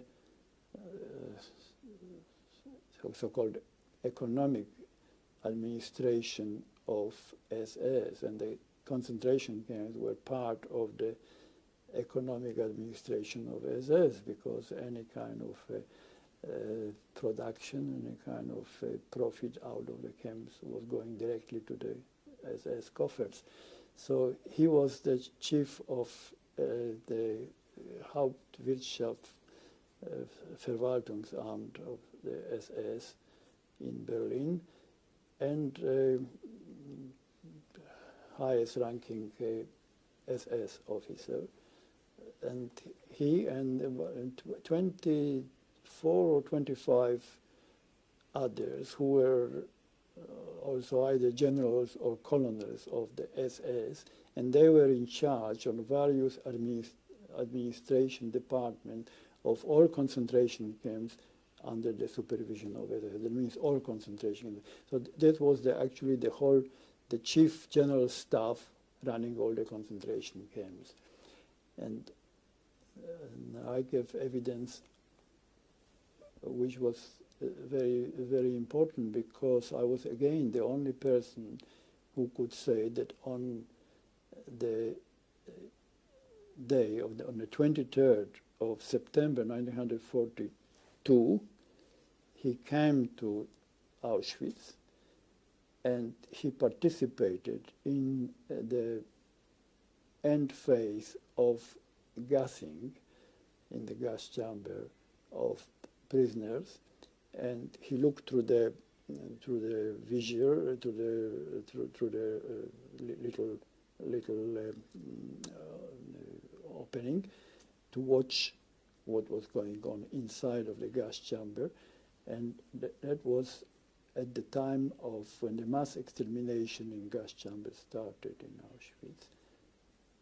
Because it started actually in the end of 41, but it was in the gas chambers was much smaller, where that was the opening of the large gas chamber which could take up to 2,000 people. So he was there in Auschwitz and he saw it, and my evidence went much against his proclamation of innocence, and he said, yes, I was in charge, in Berlin. If ever I went near a concentration camp, there was only just to have a general inspection, and everything was speaking Spanish. Everybody was happy, and everything was looked brilliant. Nobody told me anything what was going on there. So my evidence was the only one which decided of that he was found guilty of genocide. And after that, I gave evidence against 7 others. They were also in charge of various departments, also incriminating them for being in Auschwitz whilst the gas ovens were active and knowing about it. So that is probably the best I could have done to think about what they have done to my mother, my family, other people, Jewish people generally. And that gave me satisfaction, and that probably was my final sort of a thought about the war, that I got my revenge in full, because the most responsible people, I have to get most responsible to be punished for the crimes. And that was quite important part of my life, that I thought at least I achieved something, achievement. And you were able to tell the Americans, they questioned you about this. How did you make contact with somebody high enough in the Americans to tell them your story? The Americans contacted me because my participation in the underground movement in Auschwitz, due to the fact that we were sending information outside through the channels of Polish underground organization, and also through the Polish government in exile, and also through the British Special Operation Executive, were known in London, and they contacted me because they knew that I was active in resistance movement in Auschwitz. And I would know probably more than the normal, ordinary prisoner could have known. Where one of my tasks in the underground movement was to gather information. I was sort of an information officer, including listening to the radio, running broadcasting, finding out information which could be then instrumental in finding guilt of people who were mainly responsible for what was going on in Auschwitz. I interrupted you when you were talking about the death march, because you said that you knew that you were going to be marched north for extermination. How did you know that? We knew that this from the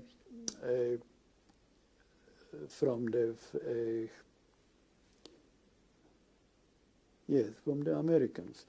When we were liberated, the Americans told us that they interrogated a number of officers who were in charge of our column, what was the destination. And they said the destination was the port of Lübeck, where they're going to put us on some old barges and bomb them and sink the barges, and then blame the British for bombing it. And that was the information I had from the American CIC, from the Central Intelligence Corps of the American Army. After the Nuremberg trials, after those 2 trials, what did you do? Where did you go? I was still active in tracing the German war criminals all the time, but after that I lived in Frankfurt and in Stuttgart, and I was representing the Polish government in exile, in particular the Polish Socialist Party, which was at the core of the Polish government in exile in London. And I also was active I organized the Polish trade unions in Germany and the Polish Socialist Party, And also I was in the Polish combatant organization in the executive, and I also was the editor and publisher of my own newspaper in Stuttgart. I live in Stuttgart. The newspaper was called Literary Review, was a weekly.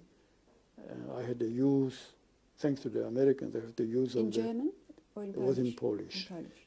I had the use of, because there were hundreds of thousands of Polish displaced persons in Germany in those days, so the paper was produced in about, the circulation was pretty high, it was about 120, 140,000. And I had the use of the Stuttgarter Zeitung establishment. It was very well established, one of the most popular daily papers, and they had a guy printer and so on, and I had access to it, and I put a few linotype operators there, and I was running a large paper. It was about 60, 70 pages in a week, and so that was what I was doing until I decided to emigrate to Australia. What decided you? What made you think of Australia? Oh, one thing was that there was a Labour Party government here, and besides, I didn't fancy to go to the United States because from the behavior of the United States people, like the soldiers and even the attorneys, many of them Jewish who I met during the Nuremberg trials, I didn't think much of them. I thought that they are motivated by material greed and they're very superficial people. And I thought that Australia is exotic and it's far away and it's large and freedom of more. I love the idea of moving around in a big territory, not being under control all the time. I was so claustrophobic after when the war finished that I couldn't go to sleep in a normal room for at least 6 months. I had to sleep in the open because I thought that I'm trapped. And being in a Gestapo around, they're going to, and it was one of the phobias I had. I couldn't sleep in enclosed space. I had to sleep in the open, where I could hear everything, I could wake up and everything, like a wild animal. When did you come to Australia? I come on the 12th or 13th of December 1949. On which ship? American transport ship called SS General. No, not SS. It was anyhow General Black. And I think that there was a large group of. Oh yes, there were good 1,000 or over 1,000. Yeah. They were the ship was of the kind of Liberty ship built by Americans during the war for troop transporting. And I think you met your first wife? I met first wife on the ship. Yeah, she was working for the employment office, and she was Hungarian Jewish, very, very proud of being Jewish, and she was active in Jewish organization, and youth organization, and university organization. And we married after arrival in Bathurst immigration camp. Her name? Her name was Eva, E-V-A, Reichard, R-E-I-C-H-A-R-D, Reichard. She was from Hungary, but before she emigrated, she lived with her family in Vienna, and she was coming here over with her brother, younger brother. And go on. What you were in the camp, and then, or in the hospital? In the camp, I started a newspaper in German, the first one, and called New Settler, Neusiedler, and just to provide something to do for a couple of friends. One was a Hungarian Jewish, and another was a Bulgarian Jewish. You see, and then we were running sort of a newspaper, and I was doing it for a few months, fully employed. And then I moved to Sydney because my wife was able to help her to get a job in Sydney University. So I moved to Sydney, and I work in a crematorium first, and then in infectious diseases hospital, and in TB hospital. I just, when they asked me what you want to do, I said, oh, anything dangerous will do. You know, I couldn't care very much about anything. And so I spent a few months, and I worked in a government printing office. And then I was contacted by the largest Australian trade union, Australian Workers Union, AWU, to help them to organize immigrants into the union.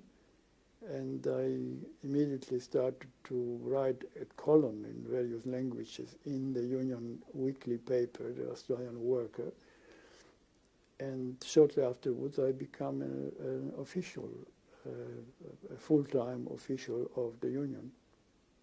And I was an organizer and organizing secretary of the union for the next 10 years. Did you go back to Poland? I went to Poland in 1966. Previously I wouldn't, because there was I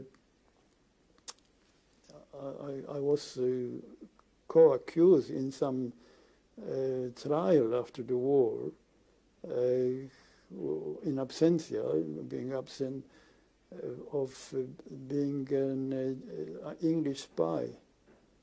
And so I was afraid of my safety. I wouldn't go to Poland. But in 1966, it was years after, also because I was here.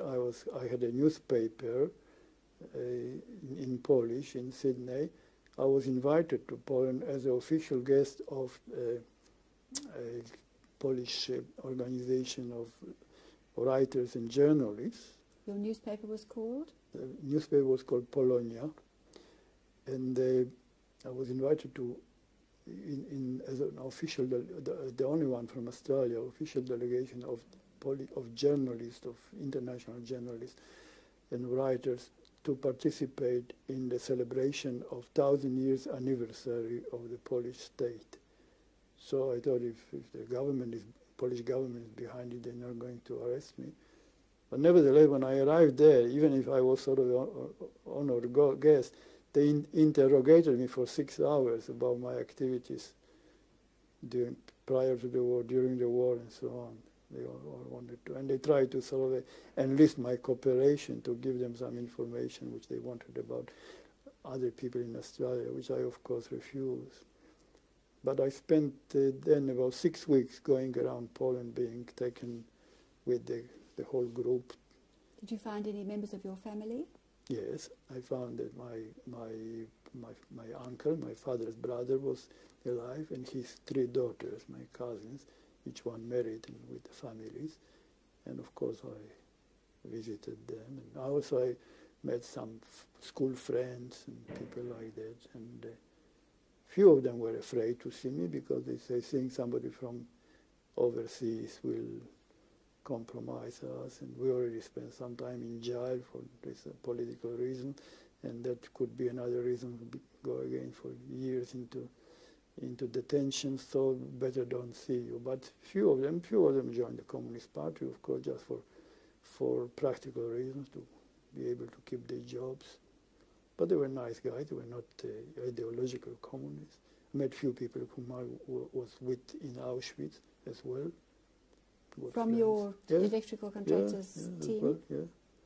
And matter of fact, one of the people I knew in Auschwitz very well was the president of Poland, Prime Minister of Poland at the time, a chap called Cyrankiewicz. He was, for several years, he was the Prime Minister of Poland.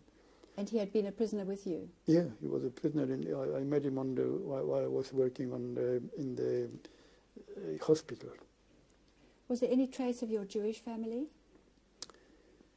Yes, I found out that everybody was killed. Family of my mother and her cousins and so on. I established that, and sister was dead, mother was dead, there was nobody alive. Nobody. Absolutely nobody. The only person who was close to my family was my mother's cousin, this Professor Zauberman. But at this stage, I think he just was dead. Or I didn't know, didn't keep in touch with him the last few years, only in the beginning after the war. So he was the only one who was alive for a while after the war. But at that time, I think he was even dead. But otherwise, everybody was exterminated. It was nobody. My family, my mother's family was still in. They were in the city of Bialystok, where they had factories of textile factories. And I found out that they were exterminated during the war, and all the even the relatives of my aunt's husband, Rottenberg. His brother was general manager of the Polish National Bank, you see, and they were well established in Warsaw. And so I inquired about it. They were all exterminated during the war. To come back, when you returned to Australia, at that stage, I think your first wife had died? Yeah, she died after, we were married for about a year and a half, and she died. And then I married my present wife. It was in 1953, I think, 6 years ago. She's an Australian born? She's Australian born, yes, born here, and she was a teacher, a high school teacher. And her name before she was? Her name was Joan Margaret Ward, W-A-R-D. And on your return to Australia after your visit to Poland, can you continue with your career after that? You were here for some years, I think. Oh, I was away for about 10 years. Yes. Yes, and when I come back, I was just retired. I was retired. When I was away, I was earning some money by a bit of freelancing and journalism, writing about culture, art, politics, and so on. Whereabouts did you travel? Oh, I used to go to many countries. Went to Europe. I used to live in England, in Ireland, in Yugoslavia, in Israel for a while, in Cyprus, in Turkey. I used to be interested in the Hittite and pre-Hittite culture, so I took part in some excavation, new excavation, very exciting, finding new culture. Which papers did you write for? I used to write to some Polish language newspapers in France, in England, in the United States. I used to write also to the Irish Times, to the Guardian, so on. But I lived on a smell of the wrecks, you know. I was always traveling like a hippie. I was like a middle-aged hippie, you see, and always in the companies of American, Canadian, British hippies, young people. I went very well with, always had a very terrific relationship with young people, and so it didn't cost me much to live around, you know. But I didn't smoke hashish or anything like that. I stuck to my whiskey and cigarettes.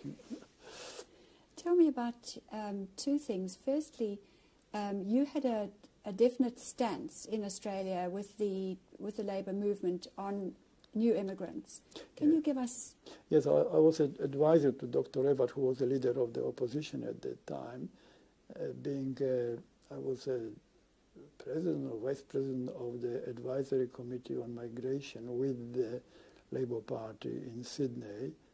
I was a union official. I was also a Labour Party official, but not paid official in the Labour Party. I was a paid official of the trade union of the AWU. And AWU is the backbone of the labour movement in Australia. What did you feel about assimilation? Assimilation, no, those days there was no option.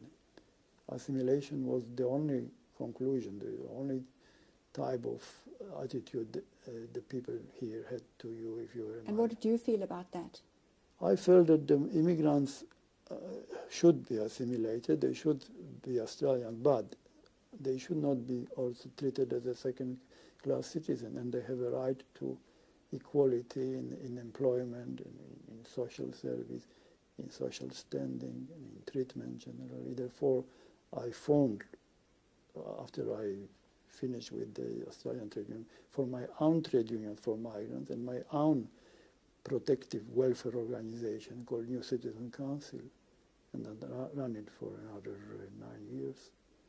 And that was mine not to oppose assimilation, but to provide a protection, a support for immigrants who could not assimilate immediately, who needed time, and in the meantime needed help to be protected in their employment rights, in their civil rights, in various ways in the legal rights, because under the assimilation policy, it was not provided. How were you funded? I was funded by voluntary subscription only. Nobody was, because I was against every established power here. So the unions were against me, the Labour Party was, the Liberals were not for me either. The churches were, I didn't have any foot to stand on, so I had to get my own financing. So the financing was by people paying a pound a year or $2 a year, and that covered it, because I was not a paid official. If there was a money in the coffer, I got it. My wife worked all the time, and she kept us going. Her salary was good enough for us to live. And whilst I could afford, for instance, the first year or two, I didn't have any income because I was running everything without anybody's support. And then I built up a membership of several thousand, and that formed a base. And then, of course, we participated in legal defense, like in cases of claims for damages and compensation, industrial accidents, where we and our supporters and our collaborators, people who form the organization, often had employment as translators in courts or translators of documents. That's where I used to get some income from doing linguistic work as well. And I also formed the first trade union of linguists here, of translators and interpreters, yes, as well. I formed few unions, and mainly for migrants, and also this New Citizen Council, which was regarded in the 60s as the militant organization of migrants. But it was mainly sort of a self-funded, self-help welfare organization, no political. We had to, at the end, because we were oppressed from everywhere, we declared ourselves to be a political party, because under the Australian law, the only two type of organization didn't need to be tightly controlled. One is the religion and one is the political party. So if you were not religion. And in coming to Australia, because one of the reasons being it had a Labour government, what happened? Oh, on the same day when I arrived in Sydney Harbour, there was the result of the federal election disclosed, and the Labour Party was defeated. Chifley's government was defeated, and Menzies took over. It was on the same day when I arrived in Sydney.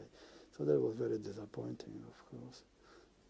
Mr. Bielski, thank you very much for this wonderful story that you've enabled us to listen to. And your Australian life has been very interesting as well. Thank you very much for that. And now we'll go on to meet your wife and also to look at some of the photographs. It was my mother, her name at the time was Miriam Meisner, and she attended University of Warsaw at the time. So the picture was taken, in fact, before she was married? Before she was married. It was taken in 1918, so it's 2 years before she was married. And this is a... This is my mother with the cap of the Student Corporation of the University of Warsaw. I believe she was at the time at the 4th year of medical study at the University of Warsaw. It would be around the time she got married. So she was wearing the special cap? Special cap, because... That medical students... Medical students, yes. The medical students had the white ones, and the yellow ones were the law students, and the brown ones were engineering students. So each faculty had a different colored cap. And also they had emblems of the corporation, the clubs they belonged to, pinned into the cap itself. How did you have these photographs of your mother? They were kept by my uncle in Poland. Probably he found them somewhere in the house, in the belongings of my family. I believe everything else was stolen during the war and taken away, but obviously he had some access at the beginning of the war when we were not there, and he got a hold of a few of these things. And he gave them to you in... He gave it actually to me when I went there in 1966. King's Ready. Mm. Right, now we're looking at... That's my mother in 1934. That is kind of an identity card, identifying her that she's who she is. She was living in in Częstochowa at the time, issued in Częstochowa, because at that time I think we had some property in Częstochowa. Also, my father's parents lived there, and we had a house in Częstochowa as well, in Warsaw. And at that time, I think she lived. My father still had something to do with the Polish army, because that is a confirmation who she is, and that she's married to a army doctor. Was she practicing medicine at that time? At that time, no, she was not practicing medicine, because she, I think she came to the conclusion that there's a better. It was the beginning of a depression, actually, and the doctors in Poland were very poorly off. They had to. The patient didn't have money, so they had to accept a dozen eggs or a chicken or something in payment. They were so short, and the patients couldn't afford to pay doctor fees. So my mother thought the better. She would be better off with my godmother running manufacturing of cosmetics, and they have own cosmetic. There were two medical doctors who were running own cosmetic factories, a la Helena Rubinstein, that kind of thing. Rubinstein also comes from Poland, and also there were two friends, best friends of my father, who were qualified doctors, and they were running. Herbalist shop, and they were pretending not to be doctors but herbalists, because there was more money in selling herbs and being a quack than to be a normal legitimate doctor in those days. And we're looking at here? This photograph was taken just at the beginning of the war. Photograph of your mother? Of my mother, yes. And the document? And the document is issued in Russian, also the identification document, while we are living in Lvov under the Russian occupation. Yes, this is a photograph of my mother about a year later. This is an official Soviet passport, the official identification, which gives her identification, and she was photographed at that time, and she looked so much more aged than before, because it was a very hard time. It was about a year and a half after the beginning of the war. Tell me about the picture on the left. Was photograph of my mother, another identification card, about 6 months after the last photograph, and she was about 42 at that time, or 41, 42, and she aged so greatly, and she was in very poor physical shape. And by that time she found out that my father was dead, that their family was dead, and she was really in a very bad state herself. And this picture is of? This is a school identification card of my sister Maria, and she was here about 11 years, 12 years old.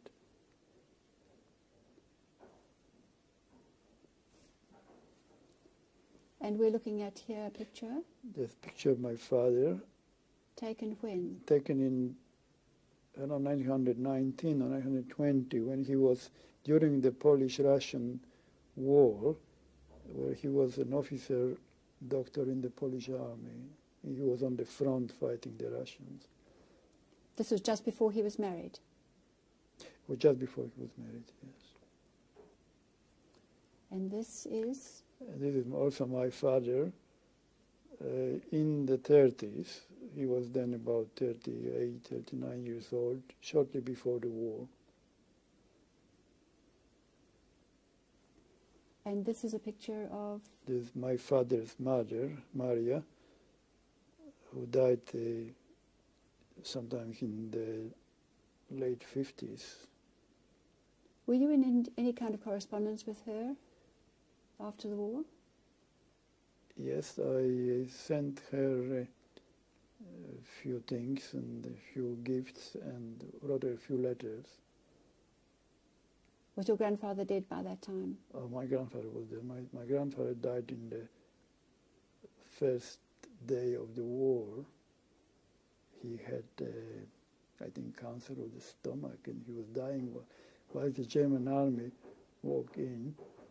He just died, and of course there was nobody to bury him, so he lied in his bed for about 2 weeks, and my grandma didn't know what to do with the body, because everything was a shock of the German troops invading Poland, walking into Poland. So he was only lying in his bed for 2 or 3 weeks before he was buried, and she organized her son to help him get buried.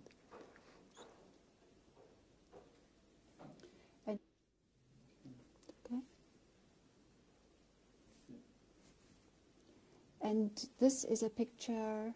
There's a photograph of myself just before I went to Australia, taken in Germany in about August or September 1949.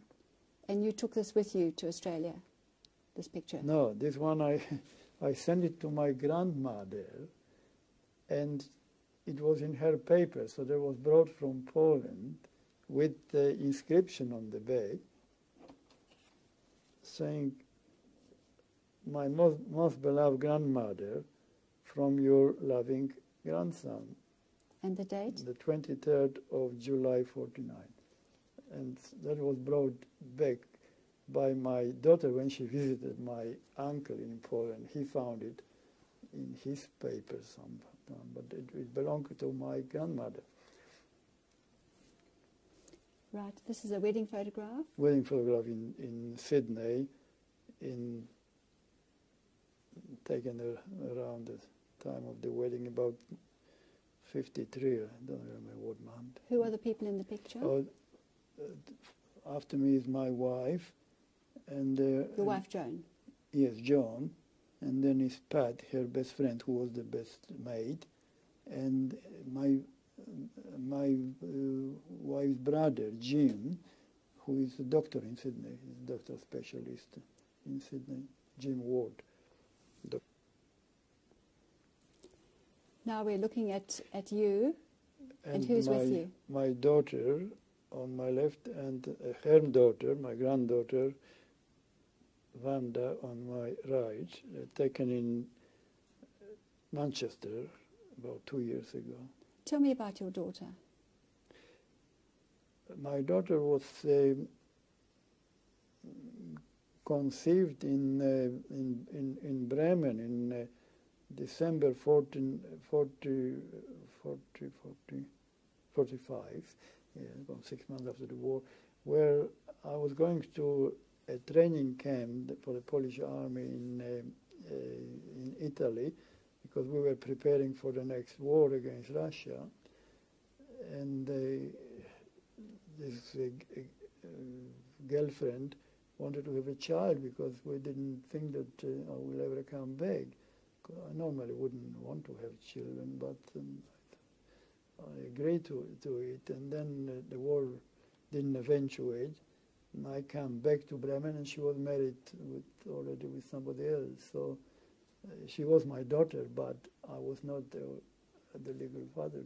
She had a stepfather, and then she was not happy with the stepfather, and so on. She escaped home, and they were living in Germany, and then they moved to England, and she married a Polish man, and she lived for the last 32 years or so in Manchester. And when did you hear from her again then? Where she found me out using private detectives and so on, because she wanted very much to know her father. She told me that she found that she was so different to her mother, completely different, and she was very curious, because she found such great divergence between herself and mother. Who is the father? And she wanted to know him. So she always dreamed to meet her real father. And then she succeeded in finding me, although it was not so difficult, because after all, her mother knew that I was living in Sydney. All what she needed to do was open the Sydney telephone book, if she would find me. Nevertheless, it took her 2 or 3 years to find me.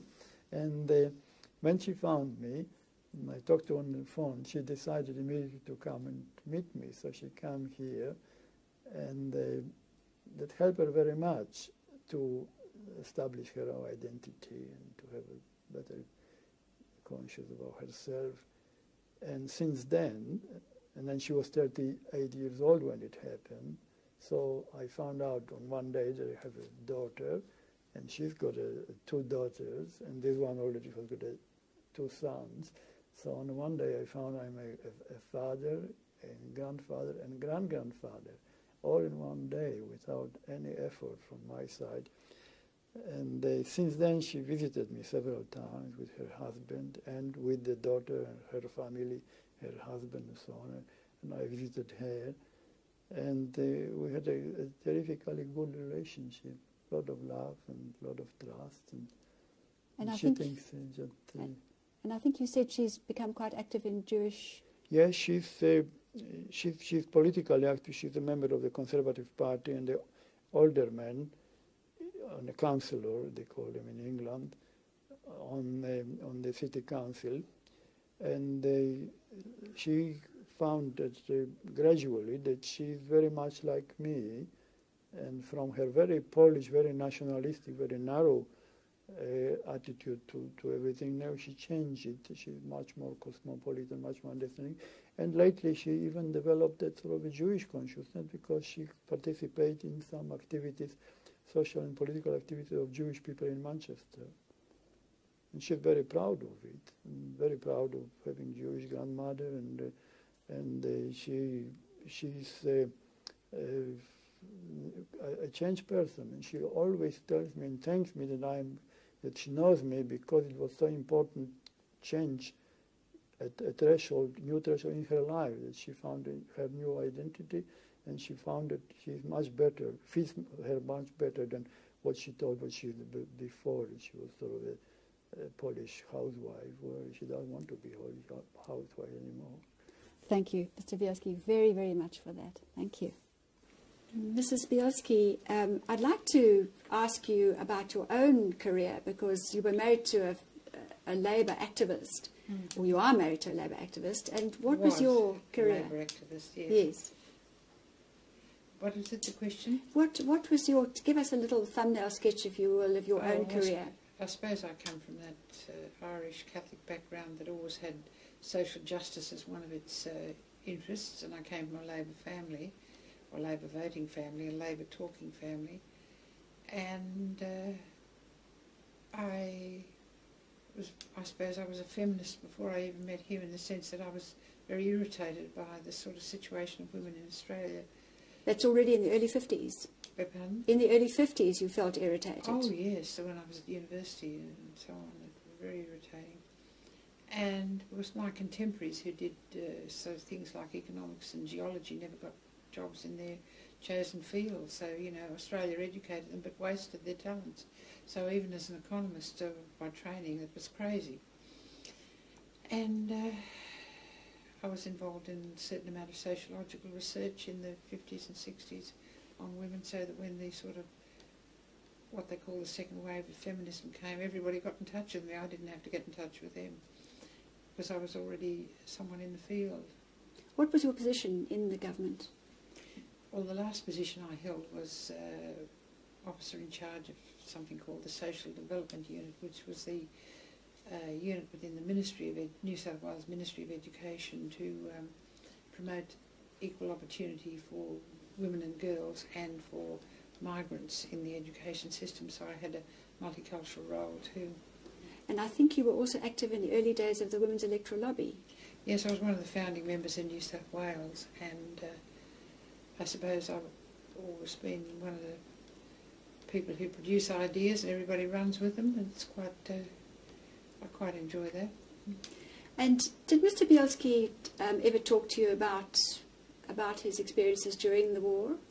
Oh, often, particularly when we're out walking, something triggers something in our conversation. He'll bring up something, extraordinary event, and about his background of his family too. He had a most extraordinary family.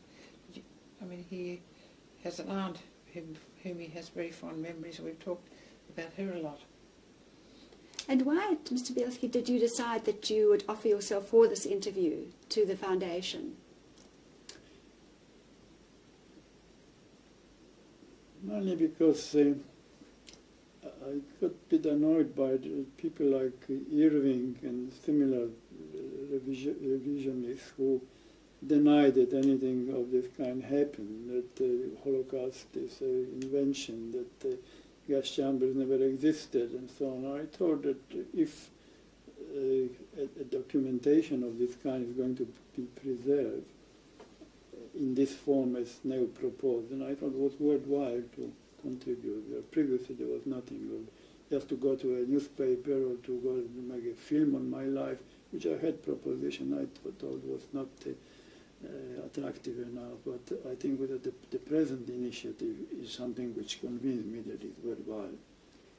Because so many people are being interviewed, do you think? No, only because it's going to be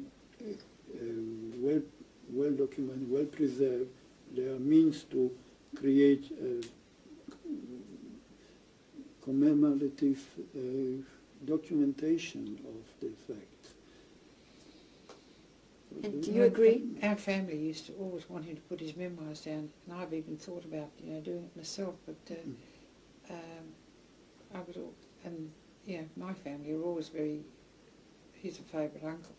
He was the only one in our family who, in the early days in Australia, used what do you call it? The perfume that men use. What do you call it? Eau de Cologne? Eau de Cologne, or anyhow, he used eau de Cologne. He was my nieces and nephews always said he was the nicest smelling uncle they had, and they were always at him to put down his memoirs, but he was, I think, too lazy, or he wasn't convinced it was worthwhile. That you're only a speck in history and so on. But I think he felt when he saw that it was going to be done in a systematic way that it was worthwhile. Well, we are very grateful, I must say. And the family are grateful that you did it too, They were quite pleased when they heard. Mm. And you've travelled, you have never been to Poland yourself? Oh yes, I've been twice, yes. Broke my leg there in 1992, which was not a good idea, but I ended up in a hospital where the old comms used to be looked after, so it was quite good. The best hospital in Poland. Where was it? In Warsaw. Warsaw. It used to be reserved for Communist Party apparatchiks. the top echelon of the party.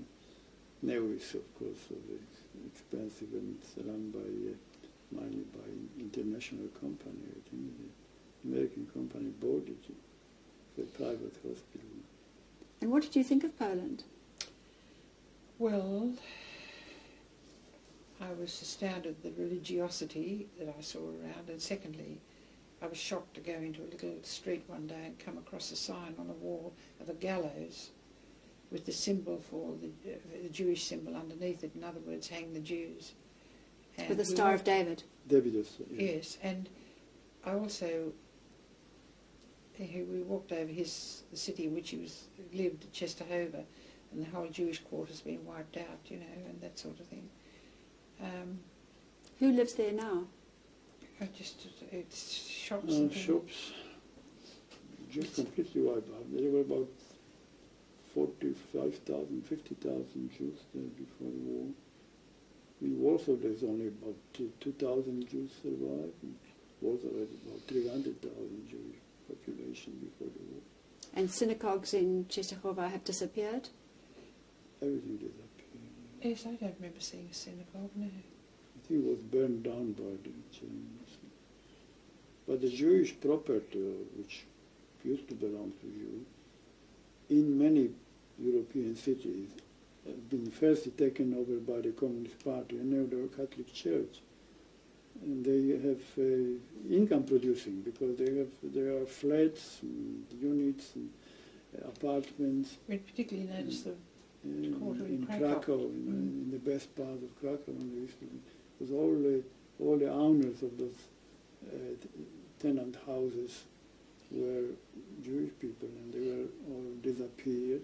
And now the church who controls it. We noticed that the Czechoslovakian government and the East German government seemed to be restoring Jewish property to Jewish owners. Friends of mine, you know, have received restoration of their property, but we haven't heard of anything happening like that in Poland.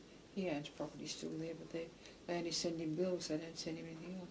I was going to ask you, have you still got do you still have ownership of the farm? That Novak. That has been, Novak has been killed and disposed with, but the place was burned down by the Polish underground at that time, all the buildings, and after that it was become part of the state forestry. They let the agriculture deteriorate completely, and I think the trees were planted. I went there in 1990 with your cousin, and it had been turned into, I think they were growing, there was forest around it, but this was a vacant field, and there were bits of terracotta which had obviously been bricks broken up in the field and was being used to grow rye, I think.